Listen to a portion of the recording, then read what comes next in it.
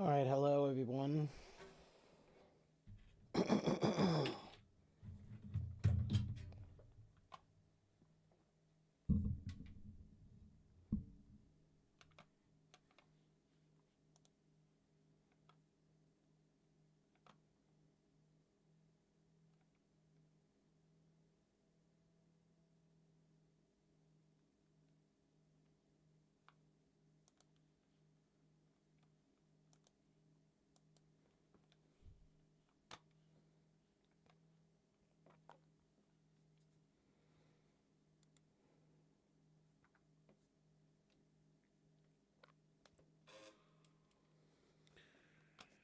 All right, we're gonna get started in a few minutes here. Once everybody arrives, I'm gonna teach a little bit today about etymology again.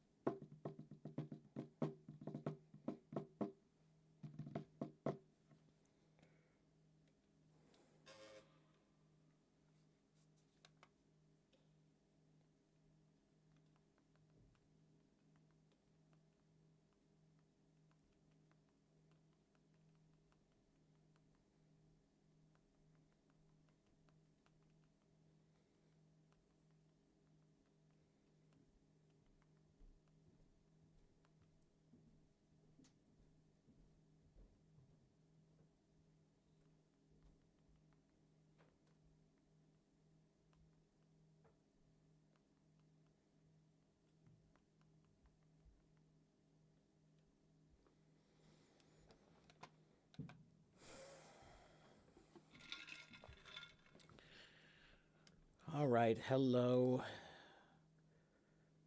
Kunika, hello Lauren, hello Ina and Zach, hello Mona Lisa, hello Gamar, hello Lunara, hello Carlotta. Hello, Jinan. Hello, Mo and Valerie. Hello, Alejandra and Barry and Zoe. Hello, hello, hello. Let me make the light a little less bright.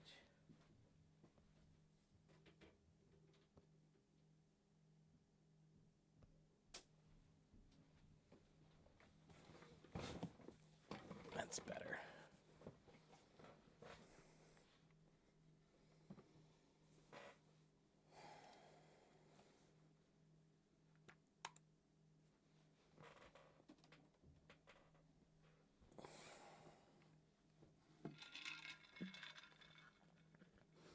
If you have any questions that you want to ask me before we get started with teaching today, then you can while I'm waiting. Once there are about 50 people here, I will begin. Right now there are 20. So you have a few minutes if you want to ask me any questions.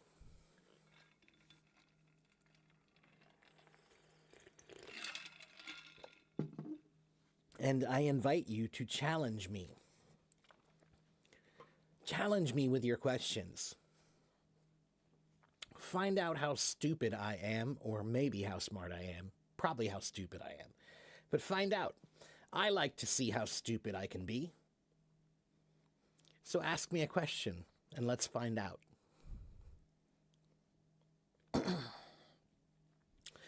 What do I think of Duolingo? Duolingo is fine. I have not used Duolingo in a long time, but I used it many years ago. I don't know, probably about 5 years ago, 6 years ago, I used it.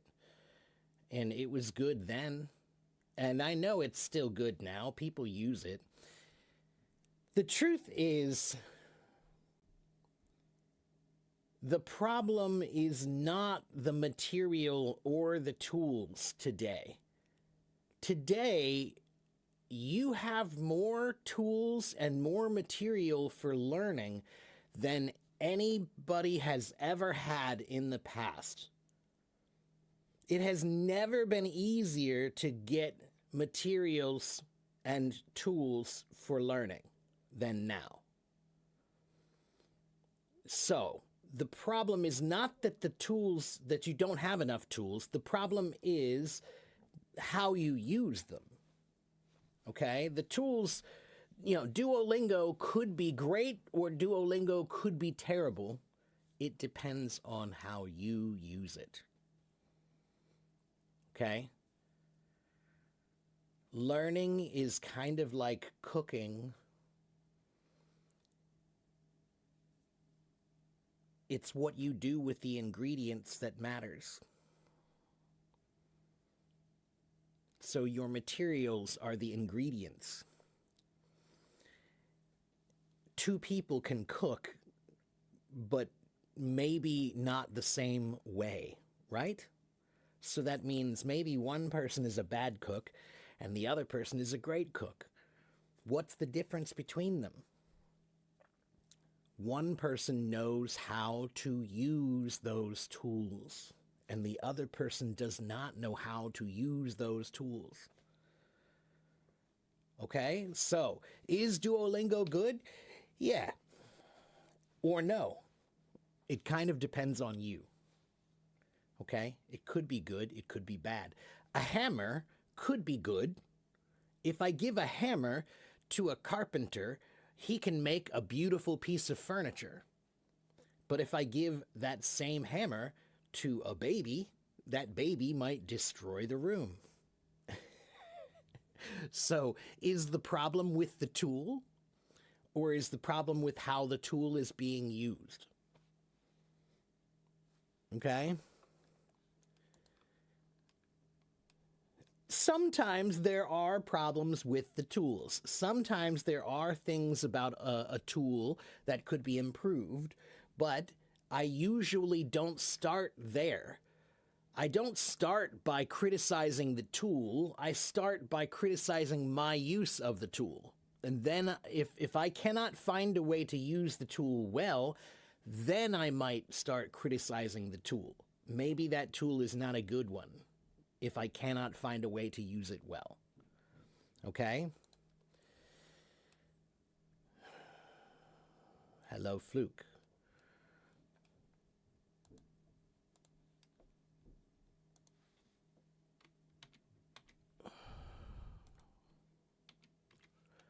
Adnan, you must be new, Adnan.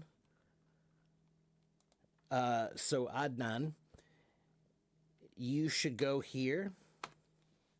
This file that I just put in the chat, that PDF file, copy that link and paste it to your web browser, and that will open my PDF file. And in my PDF file, you'll find everything you need to know about me. What's my schedule? Who am I? What do I do here? How often am I here? If you want to know my website, it's on there. If you want to know my blog, it's on there. If you want to know my YouTube channel, it's on there. And also, there are 4 articles for free in that link. And one of the articles, Adnan, is about vocabulary. That's why I'm telling you to go to this link. There's an article in there about the best way to learn vocabulary. Okay? Best ways.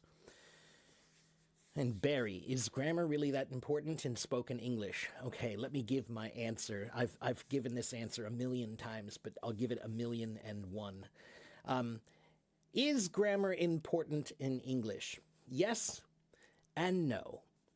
If you're taking a test like the IELTS test or the TOEFL test, then yes, grammar is very important. If you are in school and you're studying English, then yes, grammar is very important. If you are taking a test in school, then yes, grammar is very important. Or if you have work, maybe you have work like you're a lawyer or a doctor that has to use English for something, then yes, grammar is probably important. But if you're just talking to your friend at the bar, if you're just at a restaurant having a conversation with someone, No, life is not a grammar test. So, do I want you to worry about grammar? No. I want you to think about it. I want you to work on it. I want you to polish it every day. But I don't want you to worry about it. So, Barry, this is the way you should think about grammar. Grammar is like your kitchen table. Grammar is like your kitchen table. In your kitchen, you have a table, and you eat there, and after you eat there, you clean it. Are you ever finished cleaning that table? No, you're never finished cleaning that table. You have to clean it again when you use it, right? So language is like a kitchen table. You're never finished cleaning the grammar. You just keep working on it a little bit every day. Okay? Just keep polishing the table. Keep working on your grammar. Don't worry about it, but work on it. Okay? Zaki, do not repeat your message. Zaki, stop. Zaki, stop. Don't do it. Don't do it. I'll kick you out of the room. Don't. Stop.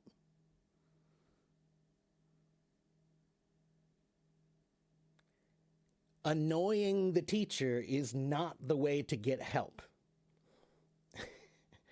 Zaki, I have 90,000 followers here to learn English. If you want to learn, then please just listen and you will learn. Everyone is here to learn English. Okay? So, let me go back and answer that message. Okay, is there a rule to pronounce the letter A, for example, in slasher and slayer? There isn't a rule, Alejandra. It depends on where that word came from. So every word comes from a different place. And if that word comes from this place, then maybe the word is pronounced with a short A. But if it comes from this place, then maybe it's pronounced with a long A. So it depends on where the word comes from, what root it comes from. Okay?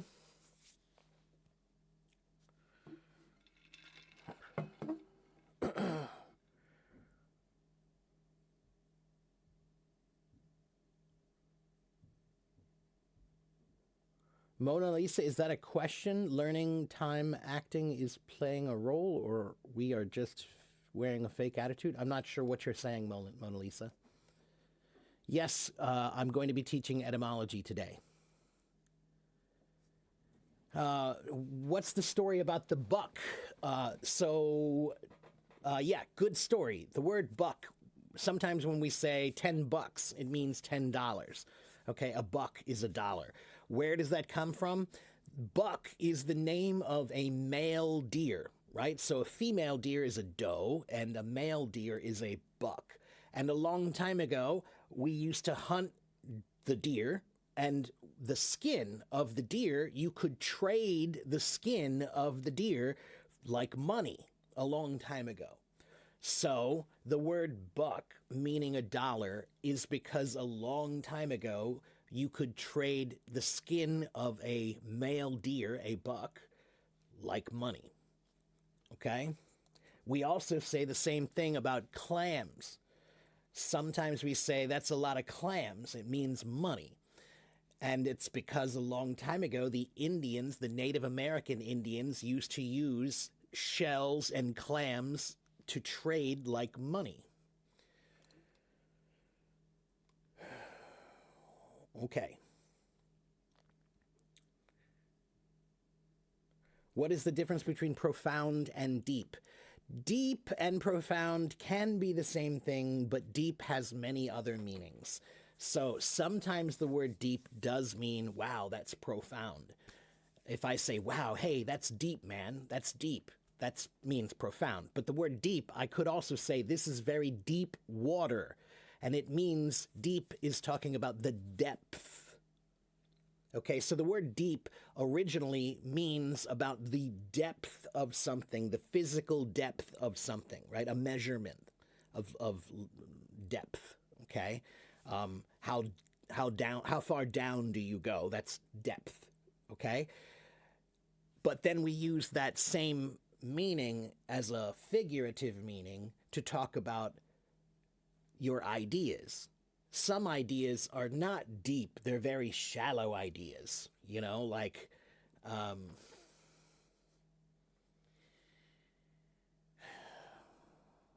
smoking is cool. That's a shallow idea. It's a very shallow idea. You're not thinking about it very deeply at all because everybody knows, come on, it's not really cool, is it? Is it really cool? No, not really. If you think about it deeply, it's not cool at all. So deep, if, on the other hand, when you say things like,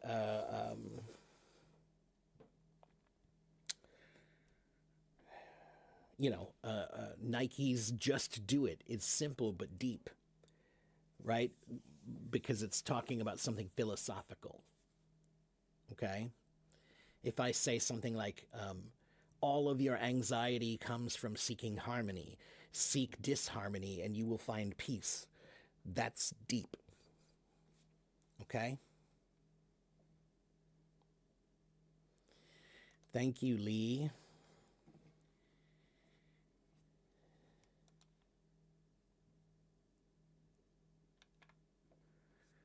Grand. No, grand means 1,000. So a grand is 1,000. 10 grand is 10,000. Okay?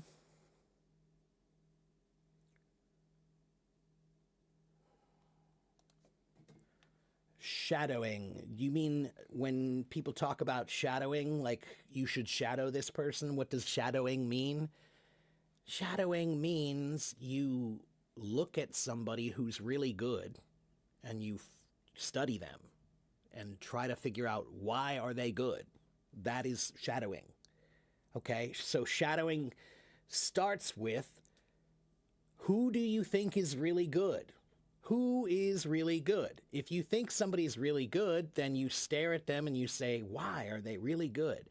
Is it their vocabulary? Is it their pronunciation? Is it their grammar? Is it their body language? Is it their passion? What is it about them? That is shadowing. That's it. Okay?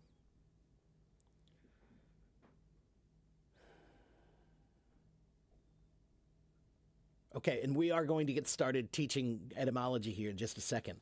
I'll answer Oleg's question, and then we're going to start with etymology. You're good at reading level B2 text, but it's much more difficult for you to perceive the same text by ear. What techniques do I recommend? Ooh, that's a good question. Let me think about that for a moment. So you can read them pretty well, but listening to them is difficult for you. I think that means you need to focus a little bit more on your listening, maybe, Oleg. Oleg, language, when you learn a language, it's like an 8-legged table, okay? It's a table with 8 legs, okay? And those 8 legs are reading, writing, listening, speaking, thinking, grammar, vocabulary, and pronunciation. Those are the 8 parts of language. Those are the 8 legs of the table. And when you learn a language, in my experience and in my opinion, it's best if you try to keep the table even, keep it level. So you don't want your reading to be like this and your grammar to be like that, right? And you don't want your vocabulary to be like this and your pronunciation to be like that, right? So you need to keep them level. So what you're telling me is that your reading is a little bit here, but your listening is a little bit down here. So that means you need to balance the table by focusing more on listening. So what I would say, Oleg, is audiobooks and podcasts. Okay, so perhaps you can also try the website eslfast.com. This is a free website that has a lot of reading. There are a lot of resources on there, but mostly reading. And short stories, very short stories. Most of them are pretty easy. They're below the B level, B2 level. But I think Let me check. Hold on. Let me see what level you should do. ESL fast. 64 That's not what I wanted. ESL fast. Here we go. So what we want is English level 5, maybe? Let me check level 5.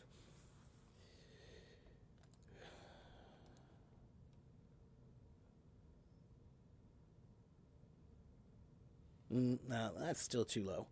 Let's try 6.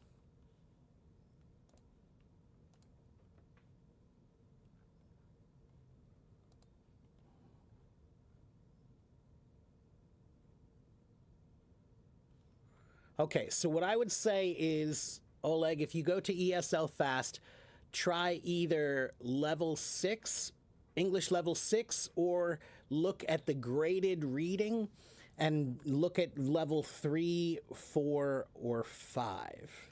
Okay, level 5 should be more like C1. Okay? All right. Now we are going to talk about etymology today. Okay? Enhance the short leg. That's right. Yeah, keep it balanced. You got to keep it balanced when you're learning a language. Okay? Because if you have great vocabulary but your grammar is terrible, then you can't really make sentences very well. So that's why you need balance. Okay? Okay, etymology, etymology, etymology, etymology. What is etymology? It means the history of words. Where do words come from? English words come from many, many places. And that's why they are difficult, because some English words, they come from French. Some English words come from German. Some come from Spanish or Italian or Latin or Greek. And because they come from many different places, the spelling changes, the pronunciation changes, even the grammar might change in some cases. Okay? I'll do better than that. I'm going to show you a website that I'm going to use today. And this website is called Etym Online. It is a free etymology dictionary.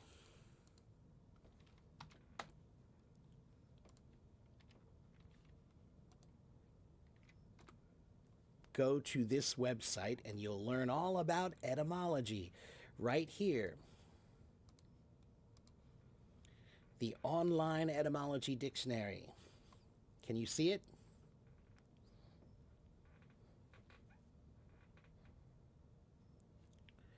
All right, good. So today we are going to start by looking at the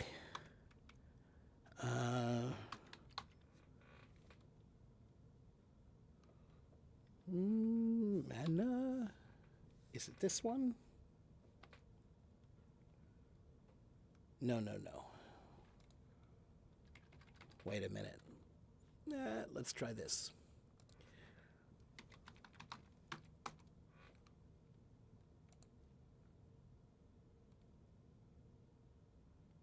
One moment. Let me find the right root. Command. Mandate. There it is. There we go. All right, so today we're going to be looking at the root M-A-N. Man.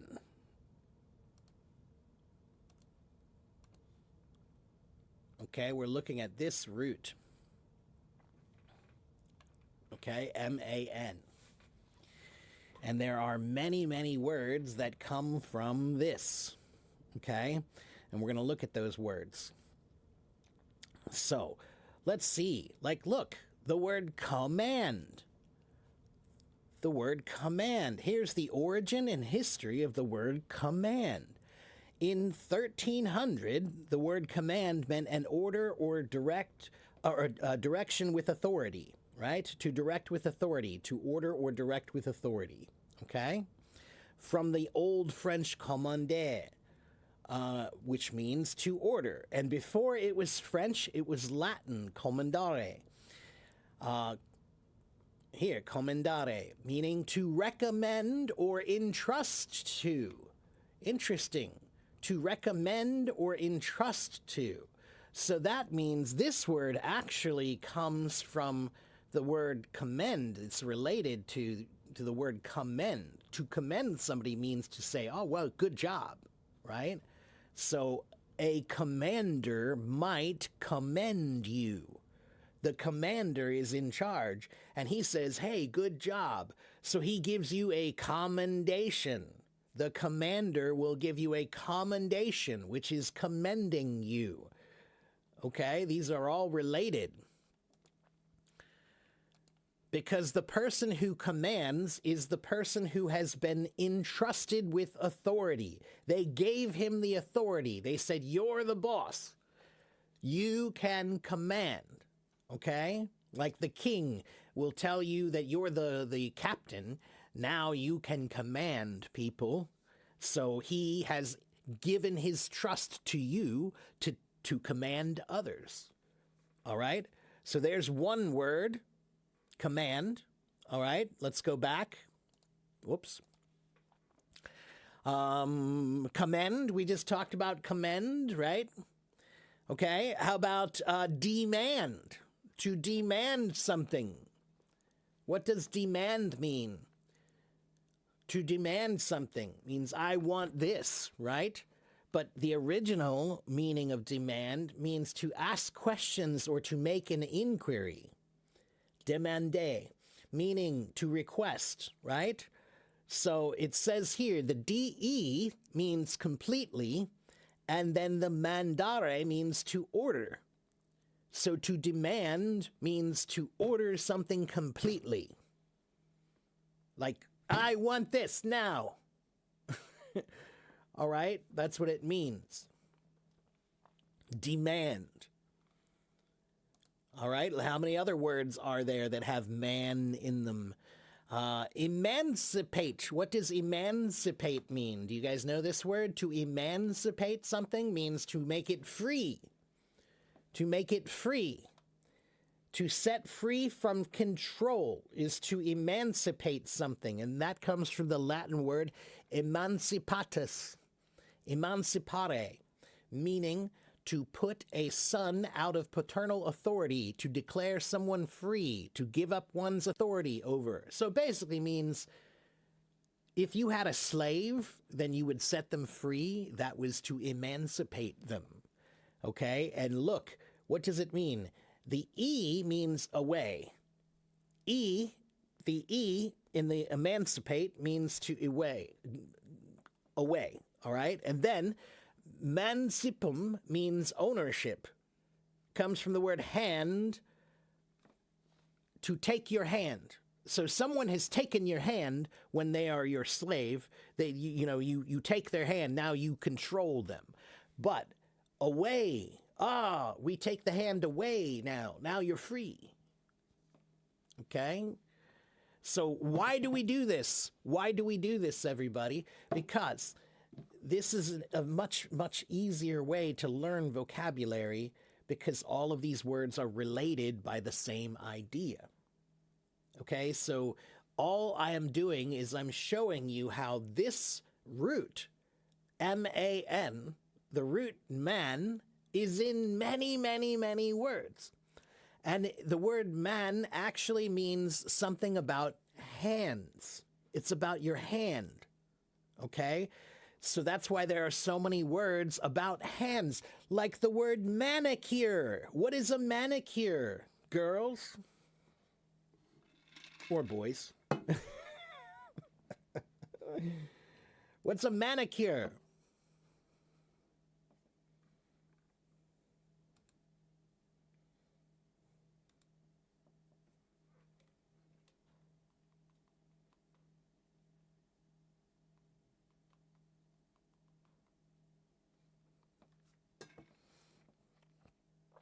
Well, let's look at the word manicure.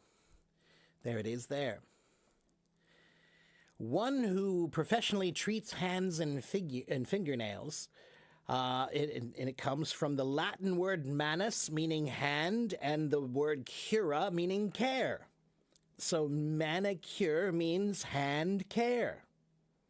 That's what manicure means. Hand care. Okay?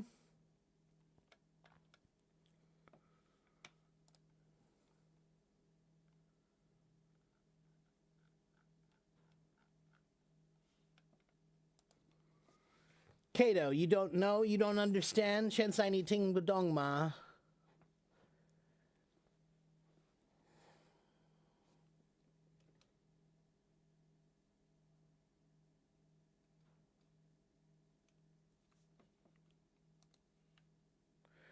How about manage? What about manage? To manage, what does manage mean?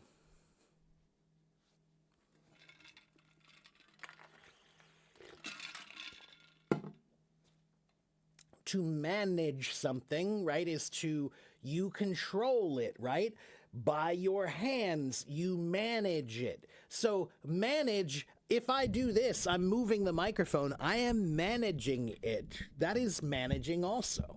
Manage means to be able to do something. Can you manage it? If I say, can you manage it, it means, are you able to do this? Okay, are you able to do it with your hands? Essentially.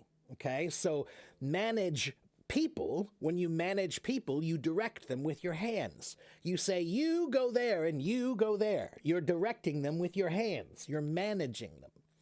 Yeah, it comes from mano, hand in Spanish, but it doesn't come from mano, hand in Spanish. It comes from manus, hand, in Latin, before Spanish. Alejandra, Spanish comes from Latin. So these words that I'm talking about, if it comes from Latin, then there are many, many words in Spanish that are the same, right? Or almost the same, okay? Many, many, many Latin words are very similar to Spanish or French or Italian or Romanian, right? Those are all Romance languages, okay? What about a manual? What about a manual? What is a manual?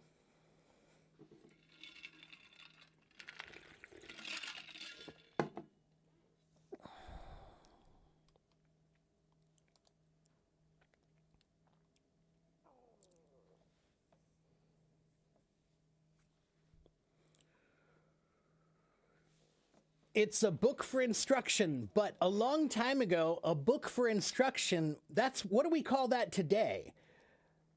Today, what's the other word for a book for instruction? Not a manual, it's called a something something book. It's what? It's a something book. What is it? Not a manual, it's a handbook. It's a handbook. Okay, so a long time ago, the manual was the first thing they were talking about was it was a book used by a priest. That was the manual, okay? But it's a handbook. It's a book you put in your hands that you can read. Because, guys, did you know that books were not always small? Did you know that books were not always small? Today, books are very small. But have you ever seen what a book looks like from a long time ago? They're big. They're really, really big. Sometimes they're like this. Okay? So when they made these little books, that was new. That was new. So it was called a handbook, which the old word is manual. And if you can do it by hand, then that is called manual labor. Manual labor is labor by hand. Something you do with your hands is manual labor. So if you work in an office doing computer stuff, that's not manual labor. If you work in construction and you build things or whatever, then that is manual labor. You use your hands to do it. Okay? So all of these books, all of these words are talking about something about the hand, right? What about manipulate? to manipulate something.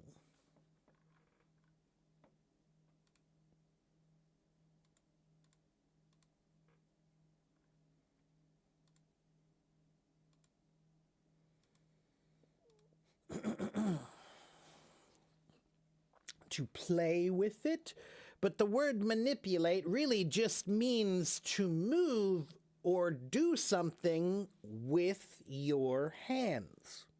So, the first meaning of manipulate is not about controlling people in a bad way. The first meaning of manipulate just means to move something, right? So when I move the microphone, I'm manipulating it. Just like I said, manage can also mean to manage something. If I say, can you manage that? It means, are you able to do it? Can you manipulate that? Can you move it? Okay, that's the first meaning of manipulate. But then later, the meaning also became about people. If you make people do what you want them to do, then you can manipulate them, just like you're moving them by hand. Okay? Let's see, what else? Maintain. What about the word maintain? What does maintain mean? To maintain something.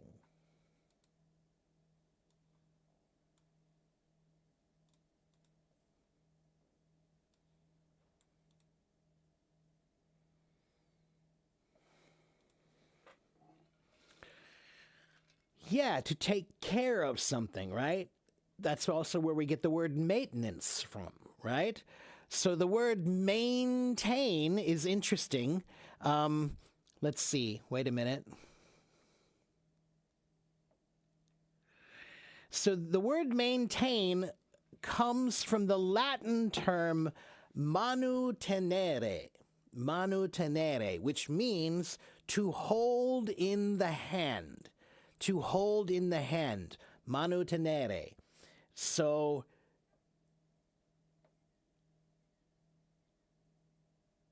one of the early meanings of the word maintain is talking about keeping a wife. To keep a wife was to maintain a wife, to be able to hold her in your hand. That was to maintain. That was one of the early versions of it. Yeah. And so the original word maintain comes from the Latin word manutenere, meaning to hold in your hand, to keep something. So if you hold something in your hand, you're holding it in your hand, you're keeping it nice. It's here. It's precious. Right? It's keeping it precious. That's what it's supposed to mean. Okay, to keep a wife, because why? It's precious. You need to maintain it.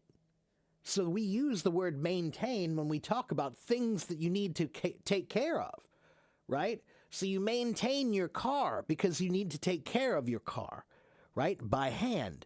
You maintain your house because you need to take care of your house by hand. And we maintain our relationships too, because you need to take care of your relationships by hand. Okay? We maintain our health. That's right. To keep your health, right? It means you use your hands to do things. You do it, right? So to maintain it is to do it, to keep it up, to keep it nice, to keep it precious. Okay? Let's see. What other words? What about mandate? Do you know what a mandate is? And it's not a guy that you go out on a date with. What's a mandate? Yeah, it's a law. That's right. It's a law. A mandate is like a law. It's more like a command. A law is usually something a little more formal, but a mandate sometimes is just a command, right? But the word mandate, it means a command or a judicial legal order, and it comes from the French word mandat, which comes from the Latin word mandatum, which means a command or order, an order. Yeah. And what does this really mean? It was like the king would give an order and then he would put it in your hands to go do. Right? So the king says, this is the law. I am mandating it. I will give you this in your hands and make it happen. Okay? To mandate that thing. Okay? All right. And what about the word maneuver? Maneuver, to maneuver something. It's French.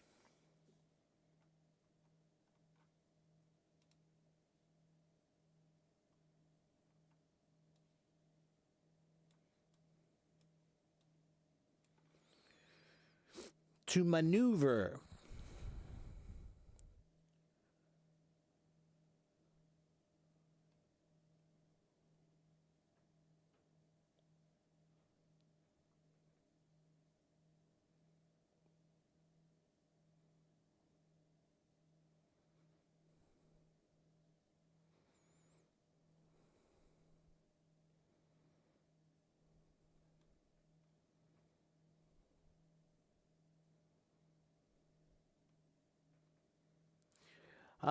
Let's see, a strategy. That's one definition of it. Yeah, someone who works with their hands. Not exactly. In English, the word maneuver in English, it means to move in a certain way, usually for a strategy, right? Like it's some sort of movement that's a strategic movement, to maneuver, right? So if you try to hit me and I move, I'm maneuvered out of the way. It was a strategic move, okay? But the word maneuver originally was talking about war. They were talking about troops, like soldiers or ships, right? And when you commanded them to do things, you were maneuvering them. And that word comes from the Latin word manu operare. Manu operare, which means to operate by hand. Because again, to manipulate or to maneuver was to say, you do this, you do this. So send these troops over there, send these troops over there. You're maneuvering them, okay? How about the word manifest? Manifest has two meanings, an adjective meaning and a noun meaning. Where is it? There's the verb meaning too. Look at that. So let's look at the noun meaning first. So what is a manifest? A manifest.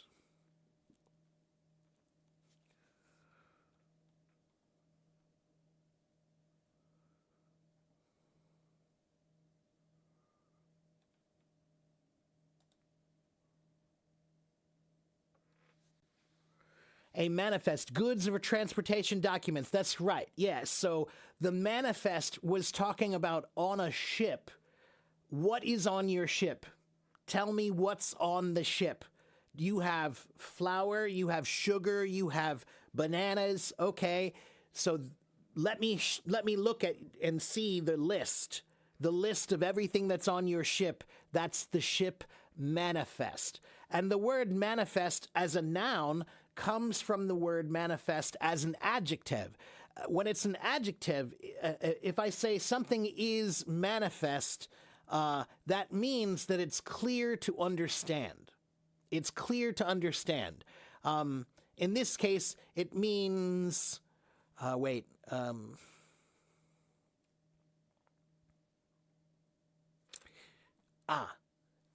word manifest, it means caught in the act. So, if you try to steal from me and I catch you with my hand, I caught you doing it. I see that you did it. It is manifest. It is clear. It's obvious. I saw you do it and now I have you by hand. Okay, so you were caught doing what you were doing. It's manifest. It's clear. So the book that tells you what everything that's on the ship, that's the manifest, because it's clear. You can see, oh, here's everything on the ship. It's the manifest. Okay?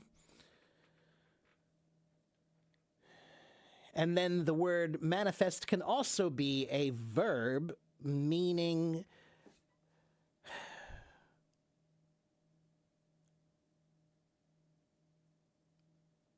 it means to make something happen now, but a long time ago it meant to make something clear plainly, to show people. By doing it, you show it is clear, right? To manifest it, you make it happen, and now they see, look, it happened. It's clear. Okay? How about the word manufacture? Manufacture. To manufacture something.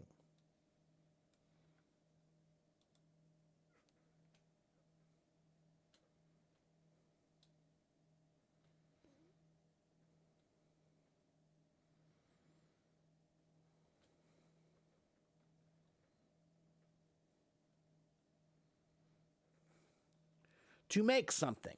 So, again, the word manufacture, manu, meaning by hand, right? Making by hand. And then the last part, facture, is coming from the word factura. Factura, which means to work. So manufacture means to work by hand, to make by hand. Okay? The process of making things by hand is manufacturing. Okay? It's funny now because now it's not made by hand, right? A manufacturing plant is mostly made by machines now. But the word still is talking about your hands, manufacture. Okay? Let's see. How about another one? Manners. The manner of something. The manner of something. What is the manner of something?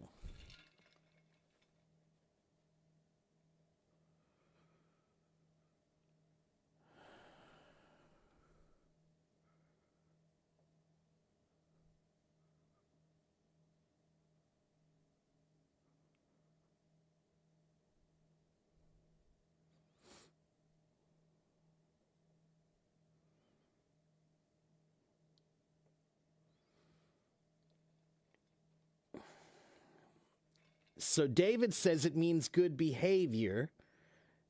Ken says it means method. Zach says it means a way of something. You're right. All of you are right.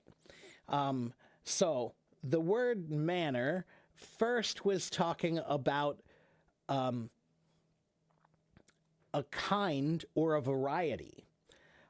It comes from the word manere. Manere was an old Anglo-French word, so it was a mixture of English and French. A long time ago, there was another language called Anglo-French. And in that definition, the original meaning was the kind, sort, variety, or way that you do something. The kind, sort, variety, or way that you do something. A method, a manner. Right? So later, that was early. That was like 1200, a long time ago. That was the first meaning. But then it became the customary way of doing things, the custom way, the custom standard way, right? That was in 1300. It became like the standard way of doing something, okay? And that's where we get the idea of manners being about how you act, because it's about the way you do something, right? The way you make something, the way you do something. That's the manner of doing it. Okay? And very interesting, there's another word that's very similar to manners, etiquette. Do you know the word etiquette?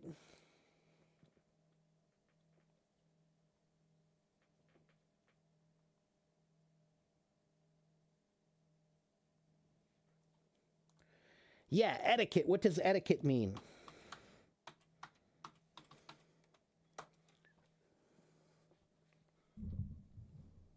It's related to manners.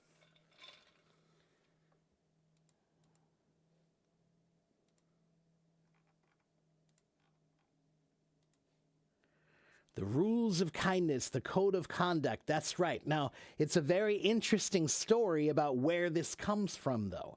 The word etiquette comes from the French court, Zach. It comes from the French court a long time ago. In the French court, the court means the court of the king. It means the room where all the king and all the fancy people would get together. That was the court. Okay, so the king's court means the king and all the people the king likes, and he hangs out with those people, his little group. That's the king's court, right? Now, to be around the king or any royalty, there were a lot of rules that you had to follow. I mean, a lot of rules. It was too many rules to remember. So that's why they used to give you a little piece of paper. And on this piece of paper, they wrote all the rules. So in French, the word etiquette means a ticket. A ticket means a piece of paper. And it was a piece of paper that you had the rules written on, and you kept it in your pocket so that you could see what should I be doing or what should I not be doing. So the word etiquette means a piece of paper with the rules. And that's where we get the word ticket. Ticket, like a movie ticket. It's also a piece of paper. Yeah. So manners is the way of doing things. And in the French court, etiquette was a much more, it was a higher standard of behavior to be in the king's court, right? And so there were too many rules about what you could and could not do and could not say, right? So they wrote it down on a piece of paper, and that is where we get the word etiquette. Okay? Is manners always used in a positive way or not? No, we say good manners and bad manners. He has bad manners, he has good manners. Okay? Manners is more like 礼貌还是不礼貌？有时候这是传统的礼貌，你知道吗？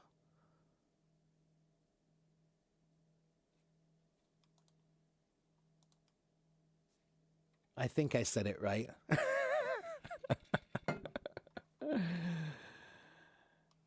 Okay, good. All right, 明白了. I understand. All right, good. All right, let's see. Let's keep going. What about the word... oh, here's a good one. What about the word manure?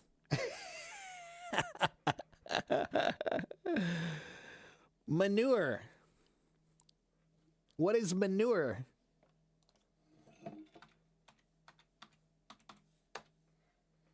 Whoops, I didn't mean to put the apostrophe on there. What is manure?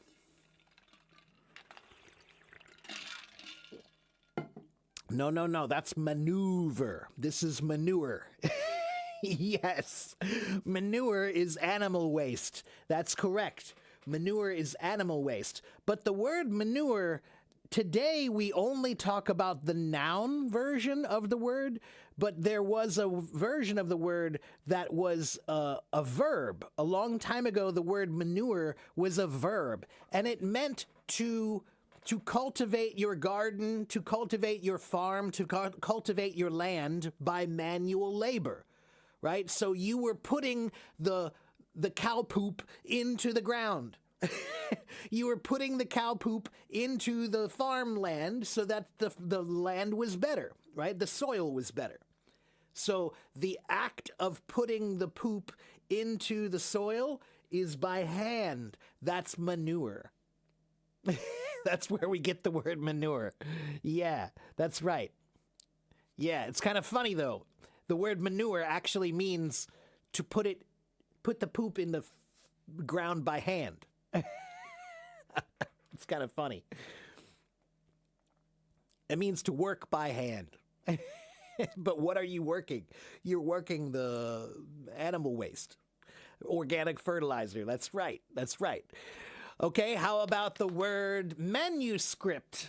Manuscript. What is a manuscript?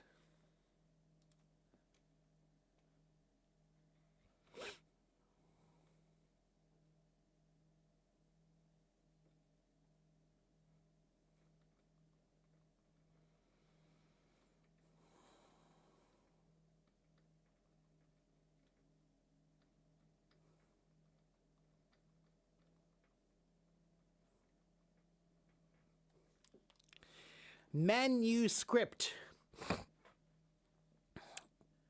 Script means to write, and manu means by hand. So a manuscript means something that was written by hand. Something that was written by hand. The original is the manuscript. Okay? Sometimes in Hollywood, maybe they have a manuscript and they keep it very safe because they only have one. They don't want more than one because they don't want any copies.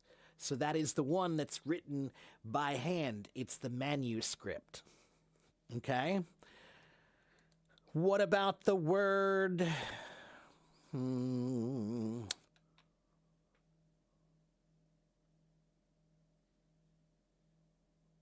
Well, this one's not very, very common, but it's an easy one to learn. Do you know the word manacles? Manacles. It's not a common word anymore. Manacle or manacles. Do you know that word?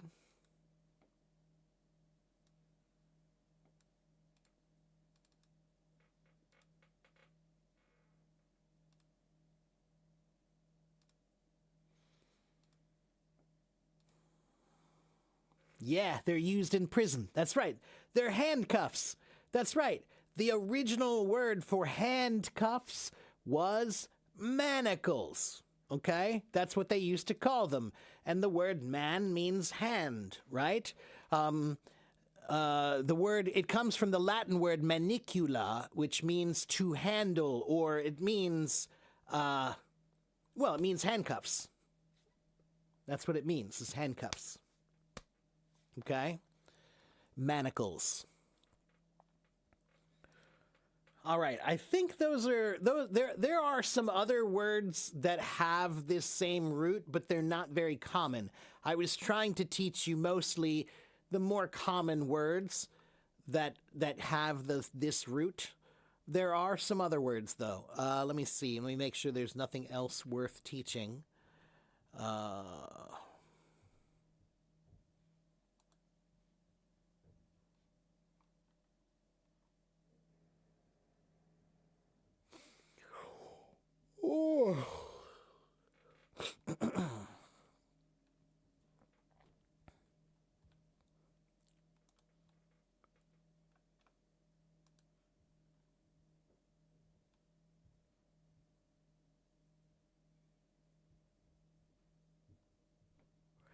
What about the word recommend?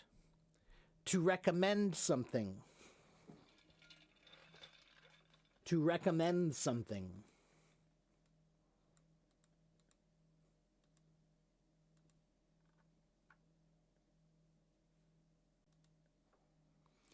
Yeah, so this word, the letters R-E actually don't have a real meaning in this word. It's kind of weird. But the word commend means to advise or act or to urge someone to do something, right? So if the king commends you, he's telling you you're good enough to do something. In this case, right? You're like saying, congratulations, I give you a commendation, to commend you. But that means this person can tell you things, right? So they can recommend, they can say, you should go here, you should go there. So the word recommend comes from the word command. It means someone who can tell you where you should go with their hand. You should go here, you should go there. Okay? All right. So that's all the words that have man in them, M-A-N, or some version of M-A-N. Now let's do some words that have scribe in them. Okay, let's do some scribe words. How about that? No. Go back.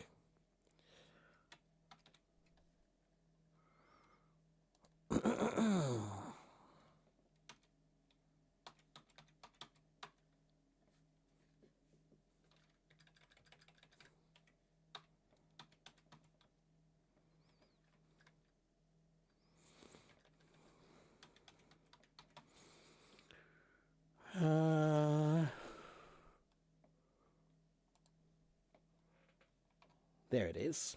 I always forget this root is a weird root. Okay. Whoops, I didn't mean to do that.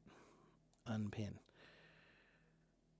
Yes, we're talking about etymology, which means the history of words. So now we're going to talk about a lot of words that have the word scribe or script or some kind of script in them. Okay? We're talking about words that mean writing, some kind of writing. All right? So let's take a look at this.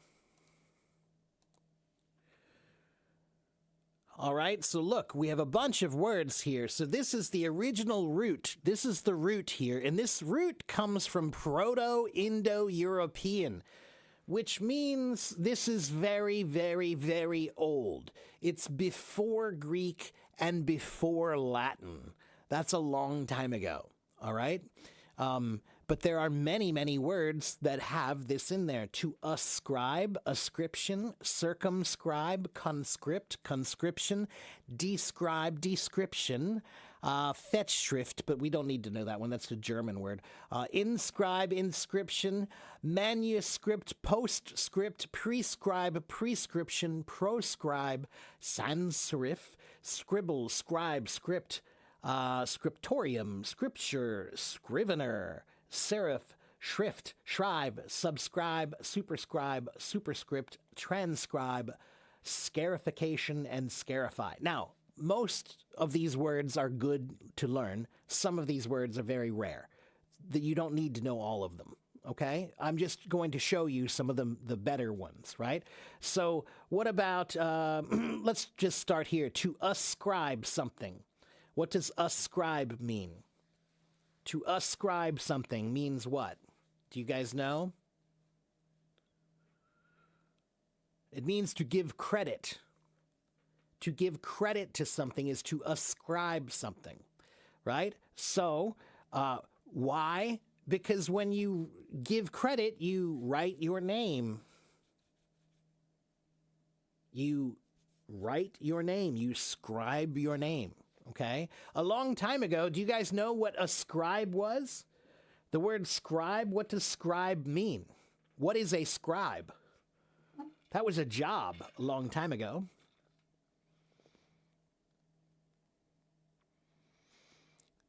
If you were a scribe, it means you were someone who wrote things. You were the writer. You could write. You knew how to write letters. You were a scribe. Okay, so to ascribe means to put your name on it and say, this is mine. Okay? An ascription is something you put your name on. Okay? Circumscribe. It's not a very, very common word, but we can look at it. Hold on one moment.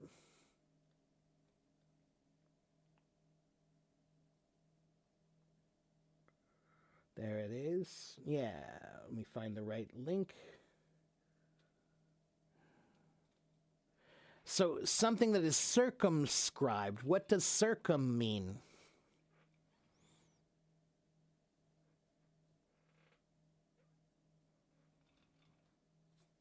What does it sound like? To circumscribe something.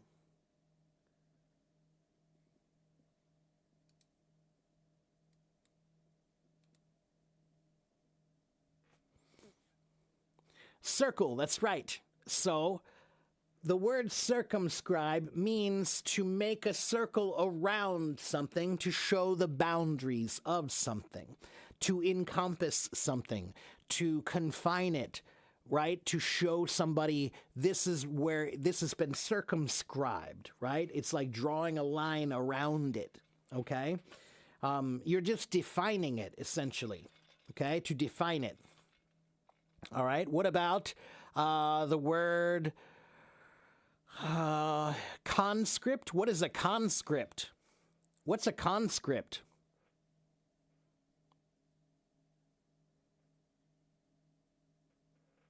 Yes, circumcision. You do need to know that word, Vadim.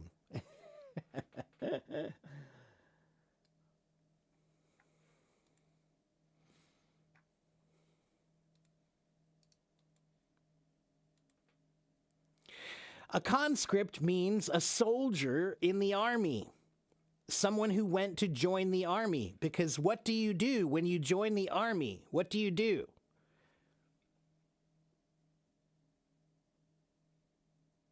You sign your name on the contract, right?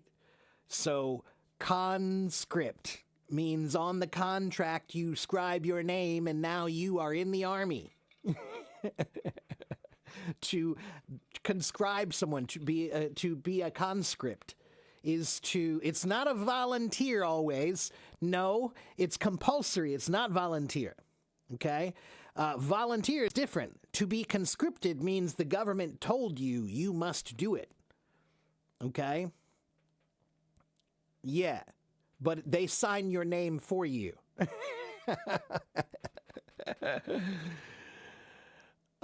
So to conscribe someone now can be something that you choose to do. But back then, a conscript meant, no, you don't have a choice. There was no choice to be in the army a long time ago. You didn't have a choice. They just told you, yeah, you're in the army now. Okay? Right there, that's the word, conscript. Can you see the screen, everybody? Can you guys see the screen, or is it black?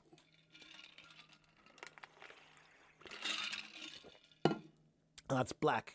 Grr, I wish they would fix this stupid problem. The word is conscript. We're talking about all the words that have to do with scribe or script, something about writing. Okay? Please tell me if the screen goes black. Okay? Please tell me. All right, let's keep going. How about the word describe? To describe something.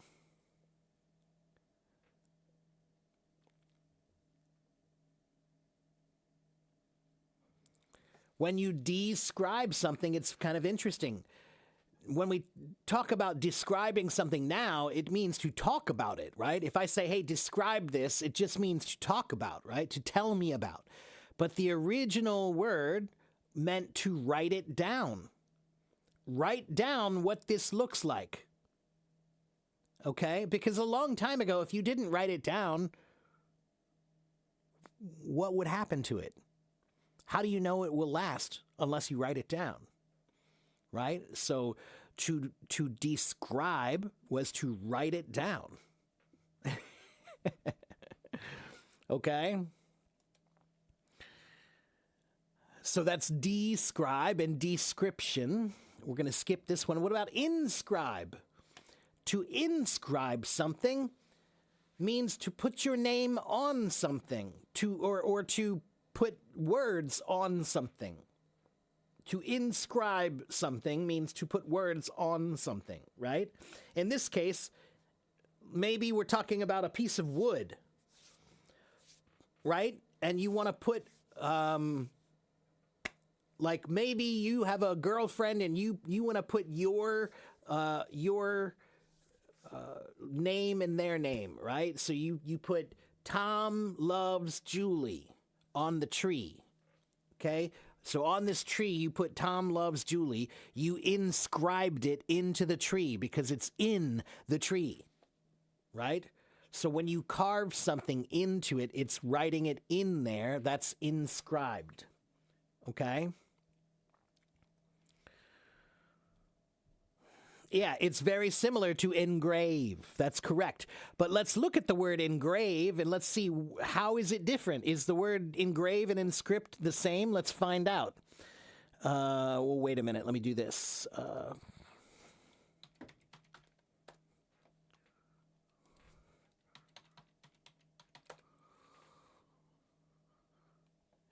So engrave, can you see the screen?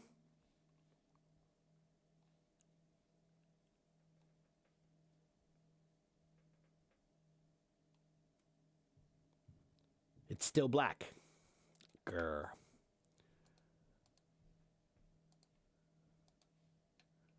To engrave, it actually comes from the word carve. So engraving and inscribing are similar, but not exactly the same. Let me see.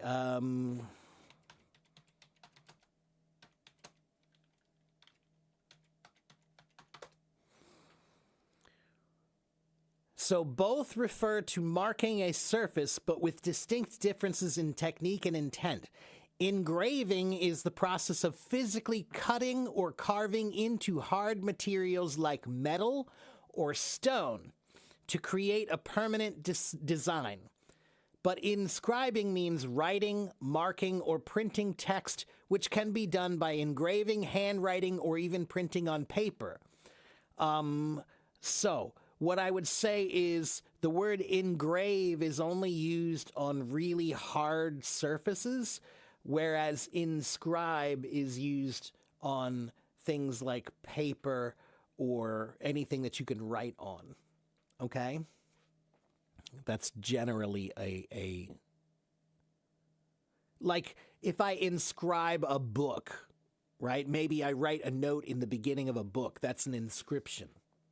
Okay? But engraving is like this.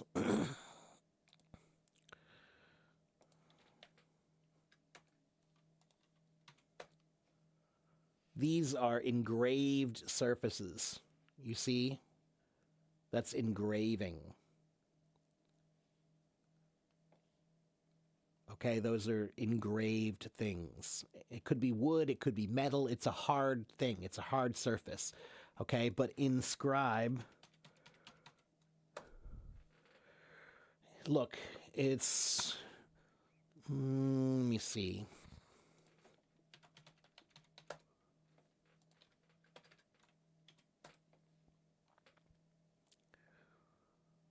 Oh, wow, see? Okay, maybe this definition is not necessarily very accurate anymore. It looks like now this definition is kind of interchangeable because these are all hard objects as well. So I think maybe we can probably say that today engrave and inscribe are interchangeable most of the time. Okay? But inscribe usually is the word we talk about when we're talking about like writing in a book, like a note in a book. Maybe you give a book as a gift and you write a little note. That's inscribing a message. Okay, but you can also inscribe a message on the back of a ring, which could also be called engraving it on the back of a ring. Okay? It's funny because now I know. Okay, yeah. Oh, maybe that's what it is.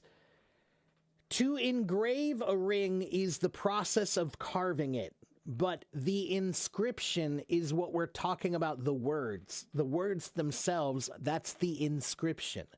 So when you go to a jewelry store and you say, hey, I want you to engrave this inscription on the inside of the ring. Okay? Understand? All right, let's go back to more words about scrib. There it is. What about the word...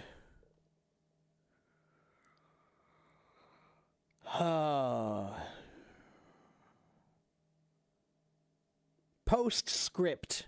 What is a postscript?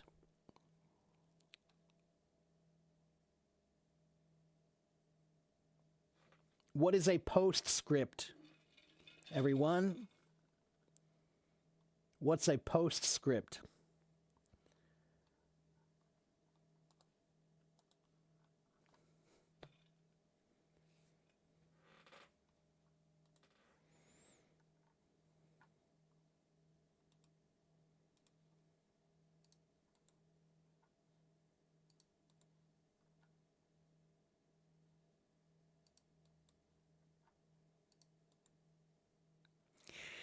Yeah, post means after.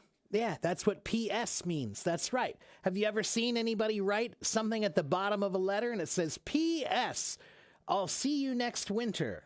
Or PS, miss you very much? PS means postscript. Post means after, and script means written. So it's something that you write at the end after, right? So you wrote a letter to your grandmother, and then you say, P.S. I love you very much, and I can't wait to see you next summer. That's a postscript, okay? Transcript is not the same thing. Transcript is another word that we're going to talk about, though. Trans means across, and script means write. So a transcript is something where you took the words from one thing and wrote them across to another. So, for example, a transcript of a TV show would be all the words from that TV show. They took the words from the show and wrote them across onto a piece of paper, and now you have them on a piece of paper. So the words came across to the paper, and they were written down. That's a transcript, okay? What about the word prescribe? A prescription. Prescribe, a prescription. What is that?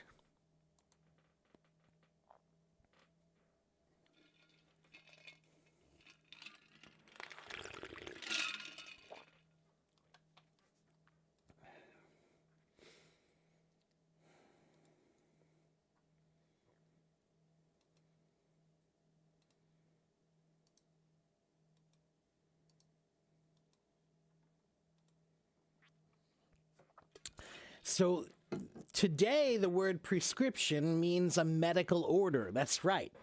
And it's kind of funny because a long time ago, a prescription was also called a recipe. What is a recipe?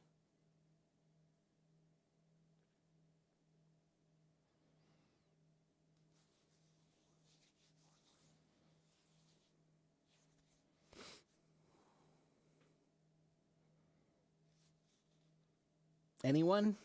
Recipe?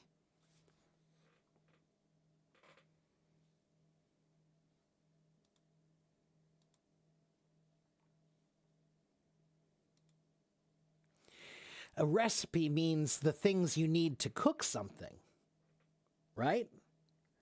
That's the recipe. When you want to cook something, you need a recipe.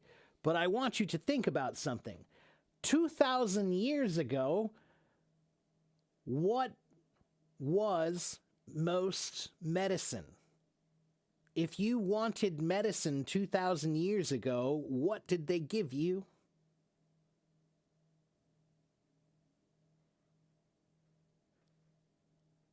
Herbs. It was food. It was something that you could cook. They might tell you you need to go home and cook some bone broth and drink that every day. They might tell you you need to have 2 teaspoons of this herb and 2 tablespoons of this herb. It was ingredients for a recipe to cook something to make you healthy. So the word recipe, today we talk about recipe, it means to make food. But a long time ago, a recipe was the thing that your doctor gave you. It was the prescription. Pre means before, script means right. So the doctor tells you, you should do this. So before you do something, he tells you what to do. He writes it down and tells you, now you go do it. That's the prescription. Okay?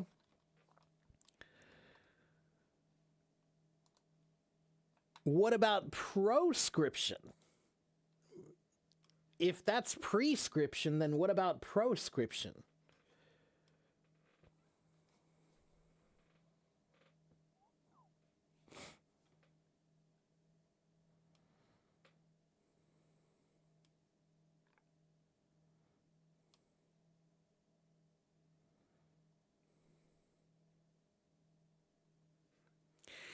Yeah, so a prescription means what you should do. Proscription means what you shouldn't do. Okay? So there are three ways to talk about things. You can describe things if you well no, let's say prescriptions means what you should do, proscriptions means what you shouldn't do, and description just means what is. You just talk about it. There is no should or shouldn't. Okay? And let's see. What about the word scribble? Scribble, that's a fun word. What is a scribble?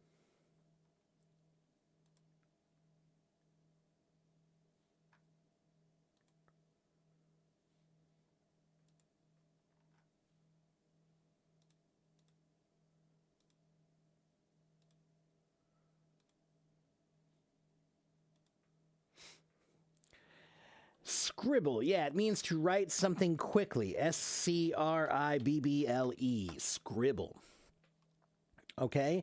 And that's what it is. It just means to write quickly and carelessly. It comes from the Latin word scribillare, or scribere, which means to write. Let's see, wait a minute. Oh, well, that's interesting. So the word scribble is kind of like a cute way to say scribe. It's a diminutive way to say scribe. So, yeah, it's just a cute way to say, oh, that's a nice scribble. It's a cute little scribble. Scrawl is another one. Scrawl is a very old word. We don't use that word very much anymore, but it used to mean to use anything to write with was to scrawl. So if I have a rock and I use a rock to write my name in something, then I am scrawling my name. Okay, but we very rarely use that word anymore. You know, if you're stuck on an island and you're trying to write your name with a rock, then you can use the word scrawl. All right. Let's see another word. What about the word?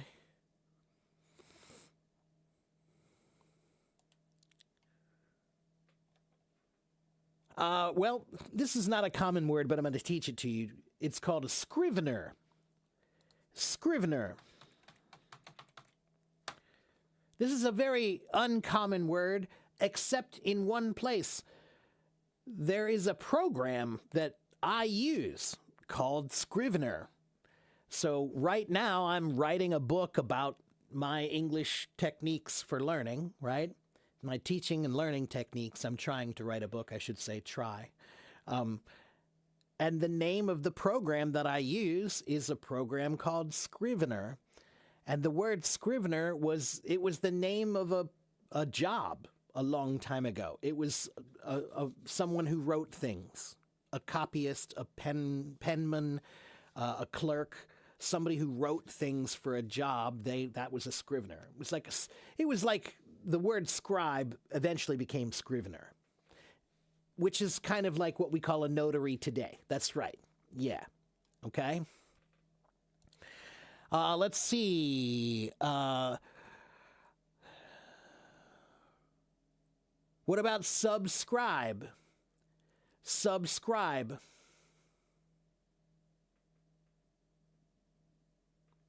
To subscribe to something.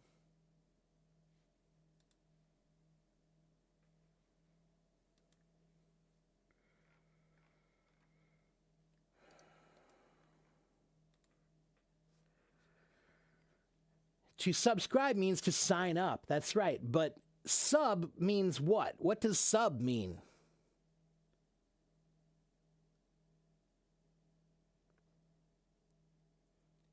It means under. That's right. In this case, it means under.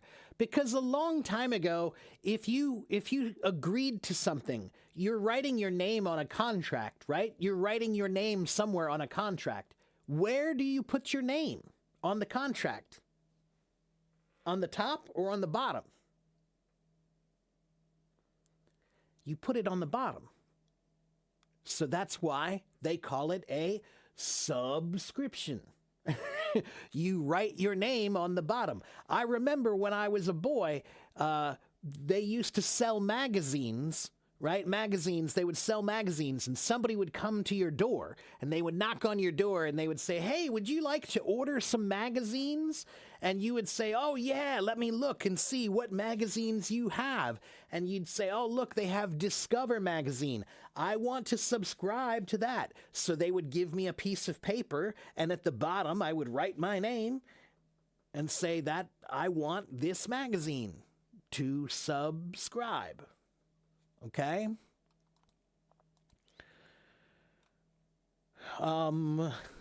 Okay, yeah, so that's the scribe words. We did them all.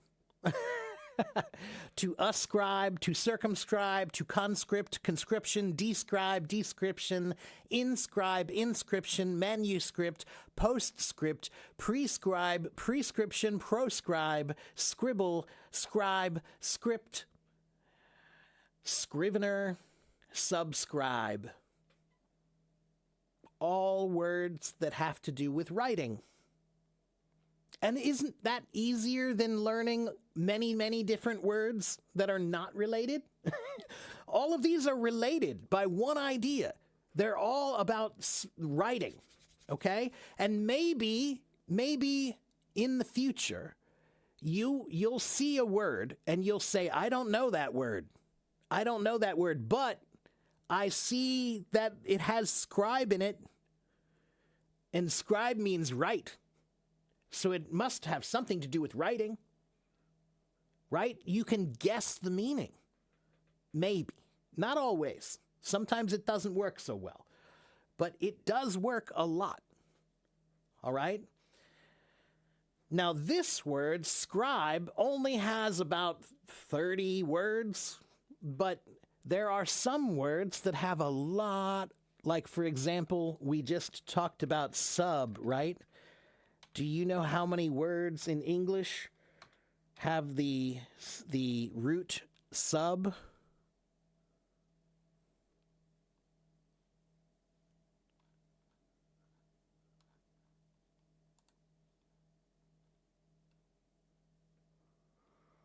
Let's see here.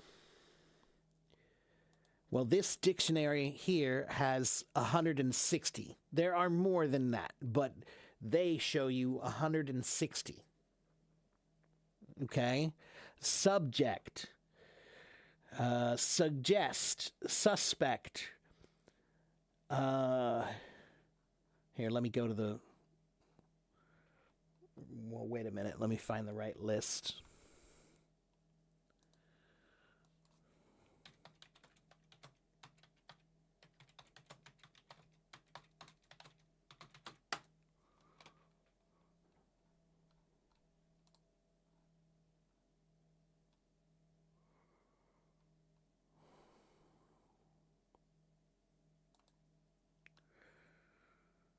Yeah, there are a lot. I can't even read them all. It's more than, yeah, it's a lot.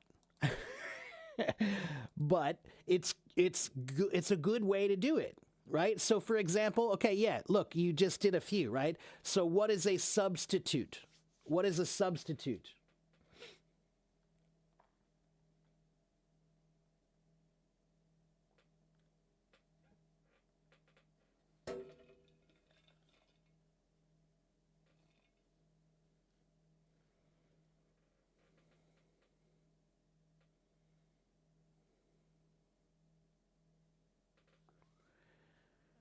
A substitute means somebody who can take over for you, right?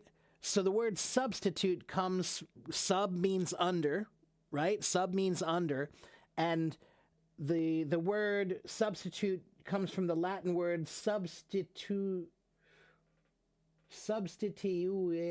No, substituere. That's it. Substituere, which means sub means under, and statuere means to set up, like statue, right? So it means somebody who's ready underneath you. If you can't go, then they can go. They're ready under you, right? They're substitute, okay? The word suburban. Urban means city. Sub means under. So in this case, we're talking about outside of the city, right? Outside of the city. There's the city, which is very, very urban. And then you go out to the where they have more houses. That's the suburbs. Okay? Subtitle. Title means words that are written. In this case, sub means under, right? Yeah, even the word suspect is in there. I know, it's weird, but it is one. Let me show you. Whoops. Hello.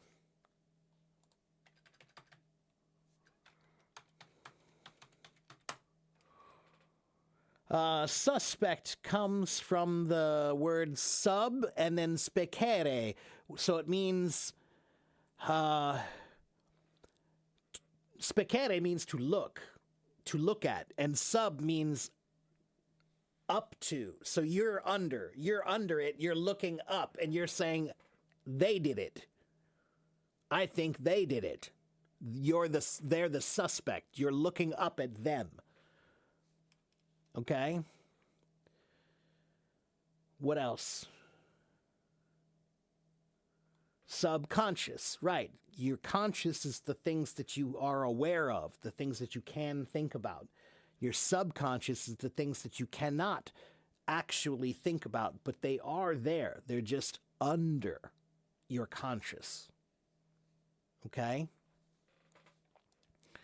So, this is a better way to learn vocabulary. This is not for beginners.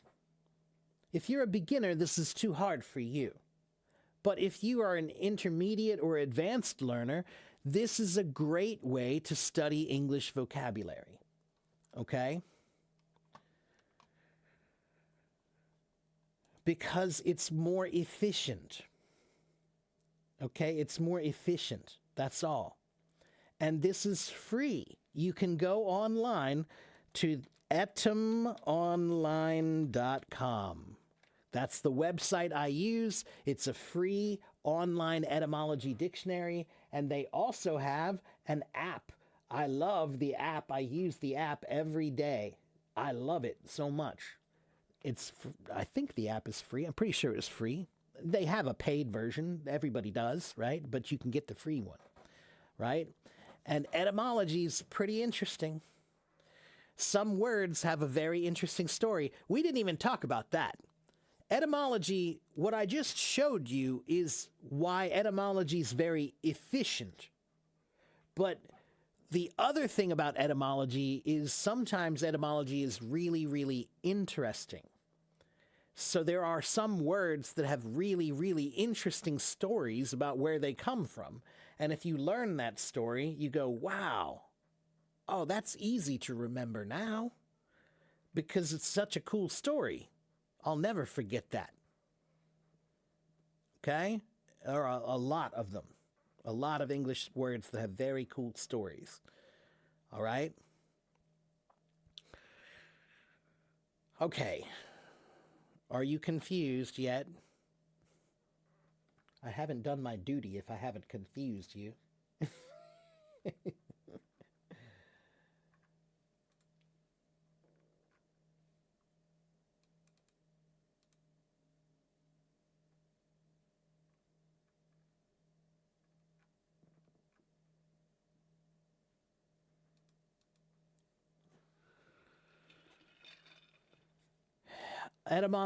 Yes, that's it. Etym Online English Dictionary. Yes, that's it.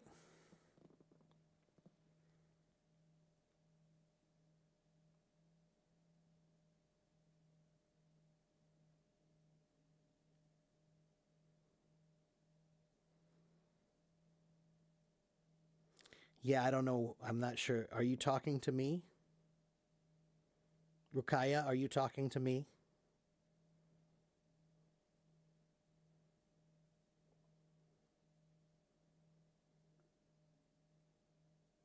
I'm not sure what we're doing here now.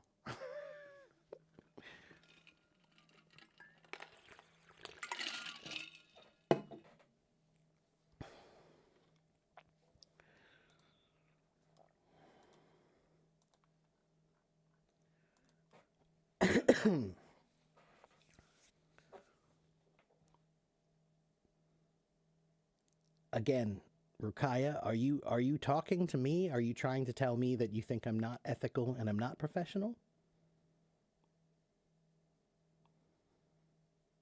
Ah, okay. Well, Rukaya,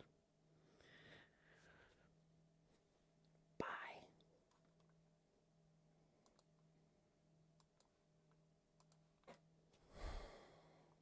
I professionally removed Rukaya.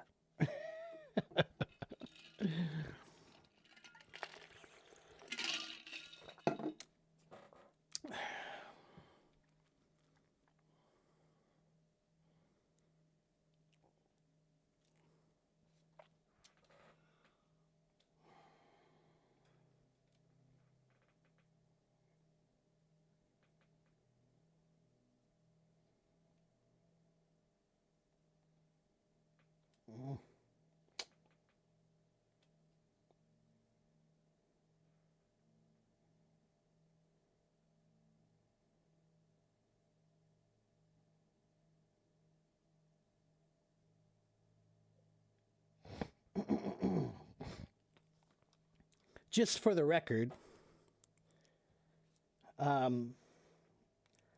have been teaching longer than most of you have been living.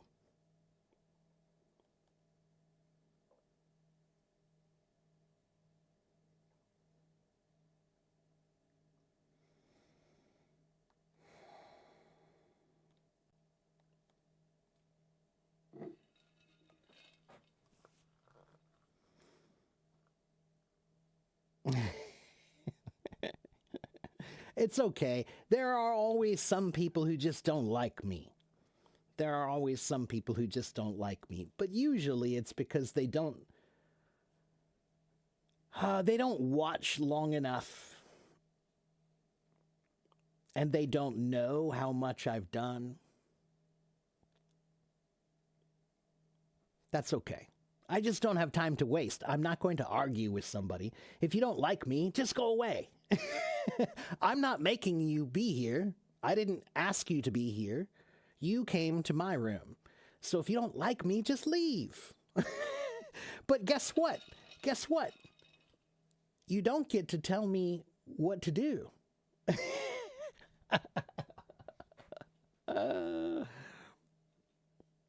You can just go find someplace, else, somebody else. Okay?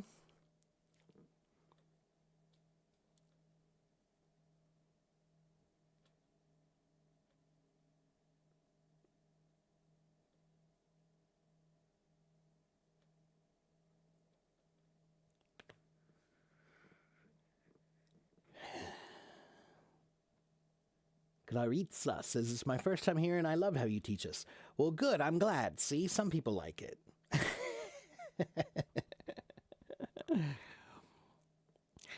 If you are new, then here, I'll show you how long I've been here. I've been here for so long that I got tired of answering questions about who are you and what do you do and why are you here and all this. Where did it go? Where's my file? There it is. So I made a file. I made an FAQ file, frequently asked questions file, right here. Okay, so if you don't know who I am, you can go there and you can find out who I am, and you can find out my schedule, and you can find my YouTube channel and my website and my blog, and you can find everything there. Okay, and you know, sometimes maybe I am rude sometimes.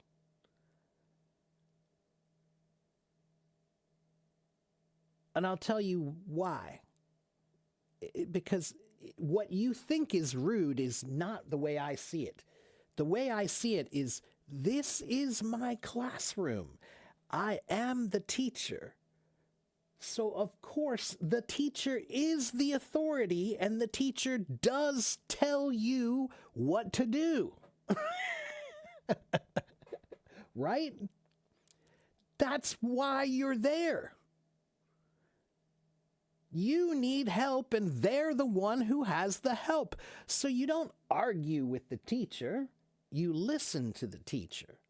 If you don't want to listen to the teacher, then don't come to class. That's all. That's the way I see it. Okay? And if you can't tell, I love teaching, and I've been doing it a long time. Okay? That's all. I think that comes off as arrogance sometimes. Sometimes people think that I'm arrogant. And maybe I am, because I am human. But if you've been doing something for 32 years, will you feel kind of confident? Do you think that if you've been doing something for 32 years, will you feel confident doing it?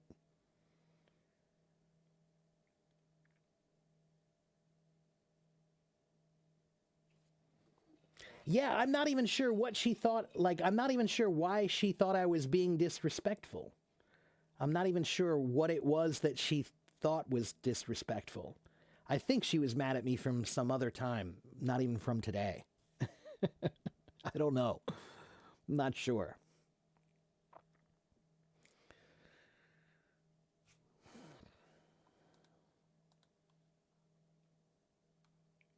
So, again, in that file, if you want to know my schedule, please get that file. If you want to know my website, get that file. And by the way, on my website, there are probably about 50 links on my website to study English for free. Links to study grammar, links to study vocabulary, links to study reading and writing and listening and pronunciation, links to study the IELTS or the TOEFL. It's all on my website. And that's in that link. Okay? I also gave 4 free articles that I wrote. Okay? I gave 4 free articles.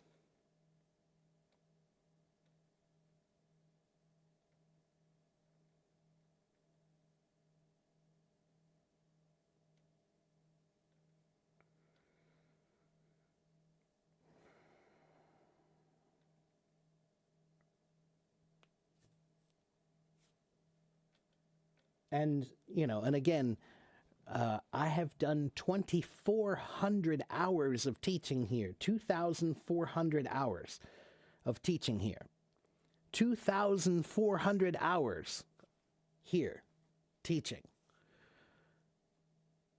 for free. So it does maybe bother me just a little bit. It bothers me a little bit when people tell me that I should be better or that I should do more. I think I've done a lot already.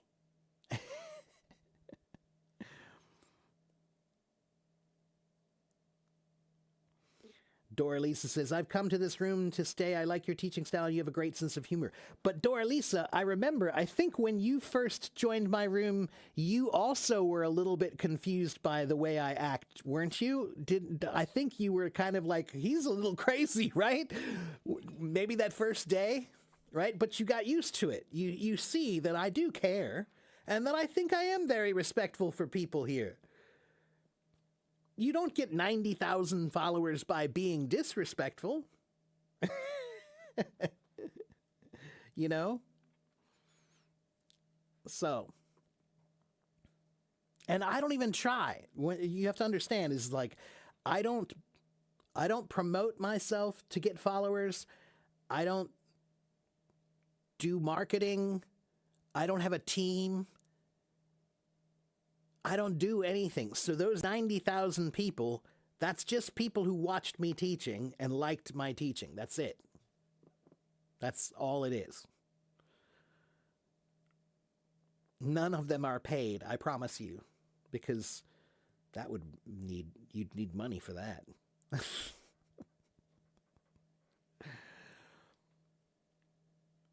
Okay, maybe you guys want to ask me some other questions? If you want to ask any other questions, you can. The class is now open to questions, any questions.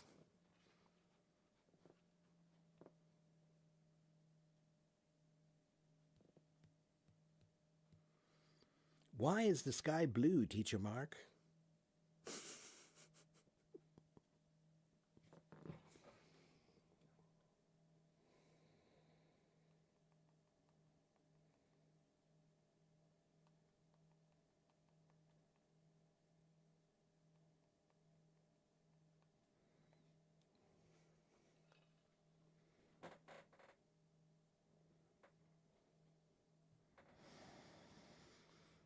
How many meanings does the word funny have? Ah, that's a good question. It does have a few meanings. The basic meaning of funny means humorous, right? Ha ha ha ha ha, that's funny. But funny could also mean strange or weird, like he looks a little funny or that looks a little funny. It means strange, okay?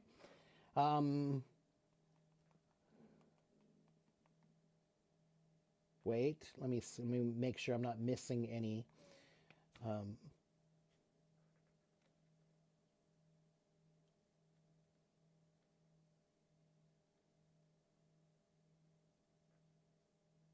Here we go.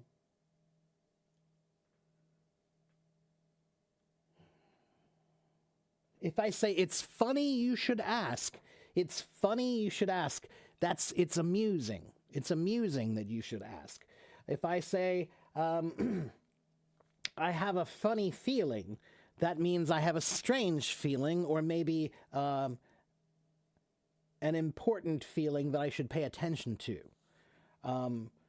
If I say,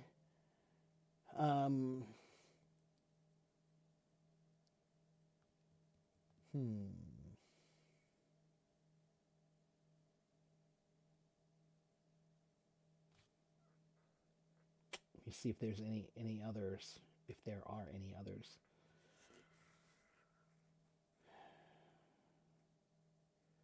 Yeah, I think usually it's unusual, unexpected, strange, or possibly troubling.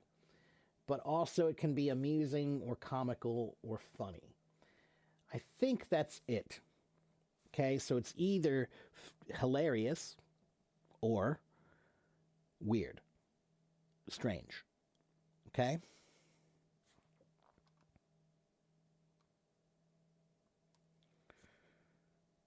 What's the key to being fluent in English? Mohammed, get my file, and there's an article in my file called The Secret to Fluency. Get that file and read that article. Okay, I wrote it. How can you improve your listening skills? Go to my website and click on the listening button, and you'll see a whole bunch of places where you can work on your listening skills. Okay, so my website is in that link. Can I recommend one book for level intermediate? James, when you say recommend a book, do you mean a novel, like you want to read for fun, or you want an intermediate grammar book or an intermediate vocabulary book? What kind of book do you want? Do you want fiction, nonfiction? What do you want? Hello, Carolina. How can I keep doing one thing for over 30 years? Because when you love what you do, it's easy to keep doing it. That's a stupid question. If you like what you do, then you do it. I have been playing drums and I have been teaching professionally for 32 years. Yes, I'm that old.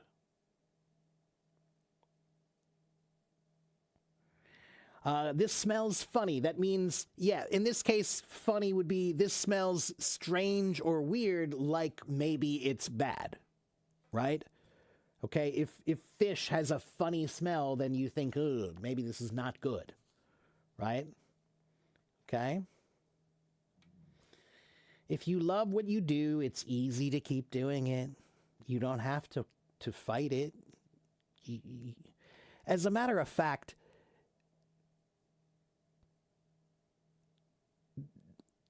teaching and drumming are two things that I could never quit. It's not possible for me to quit teaching. It's not possible for me to quit drumming. They are part of who I am. Teaching is part of me. Drumming is part of me. I couldn't quit if I wanted to. I couldn't quit. For nonfiction,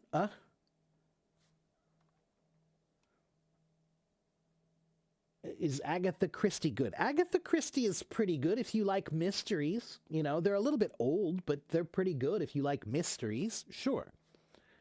And if I remember right, they're a good reading level too. Let me see.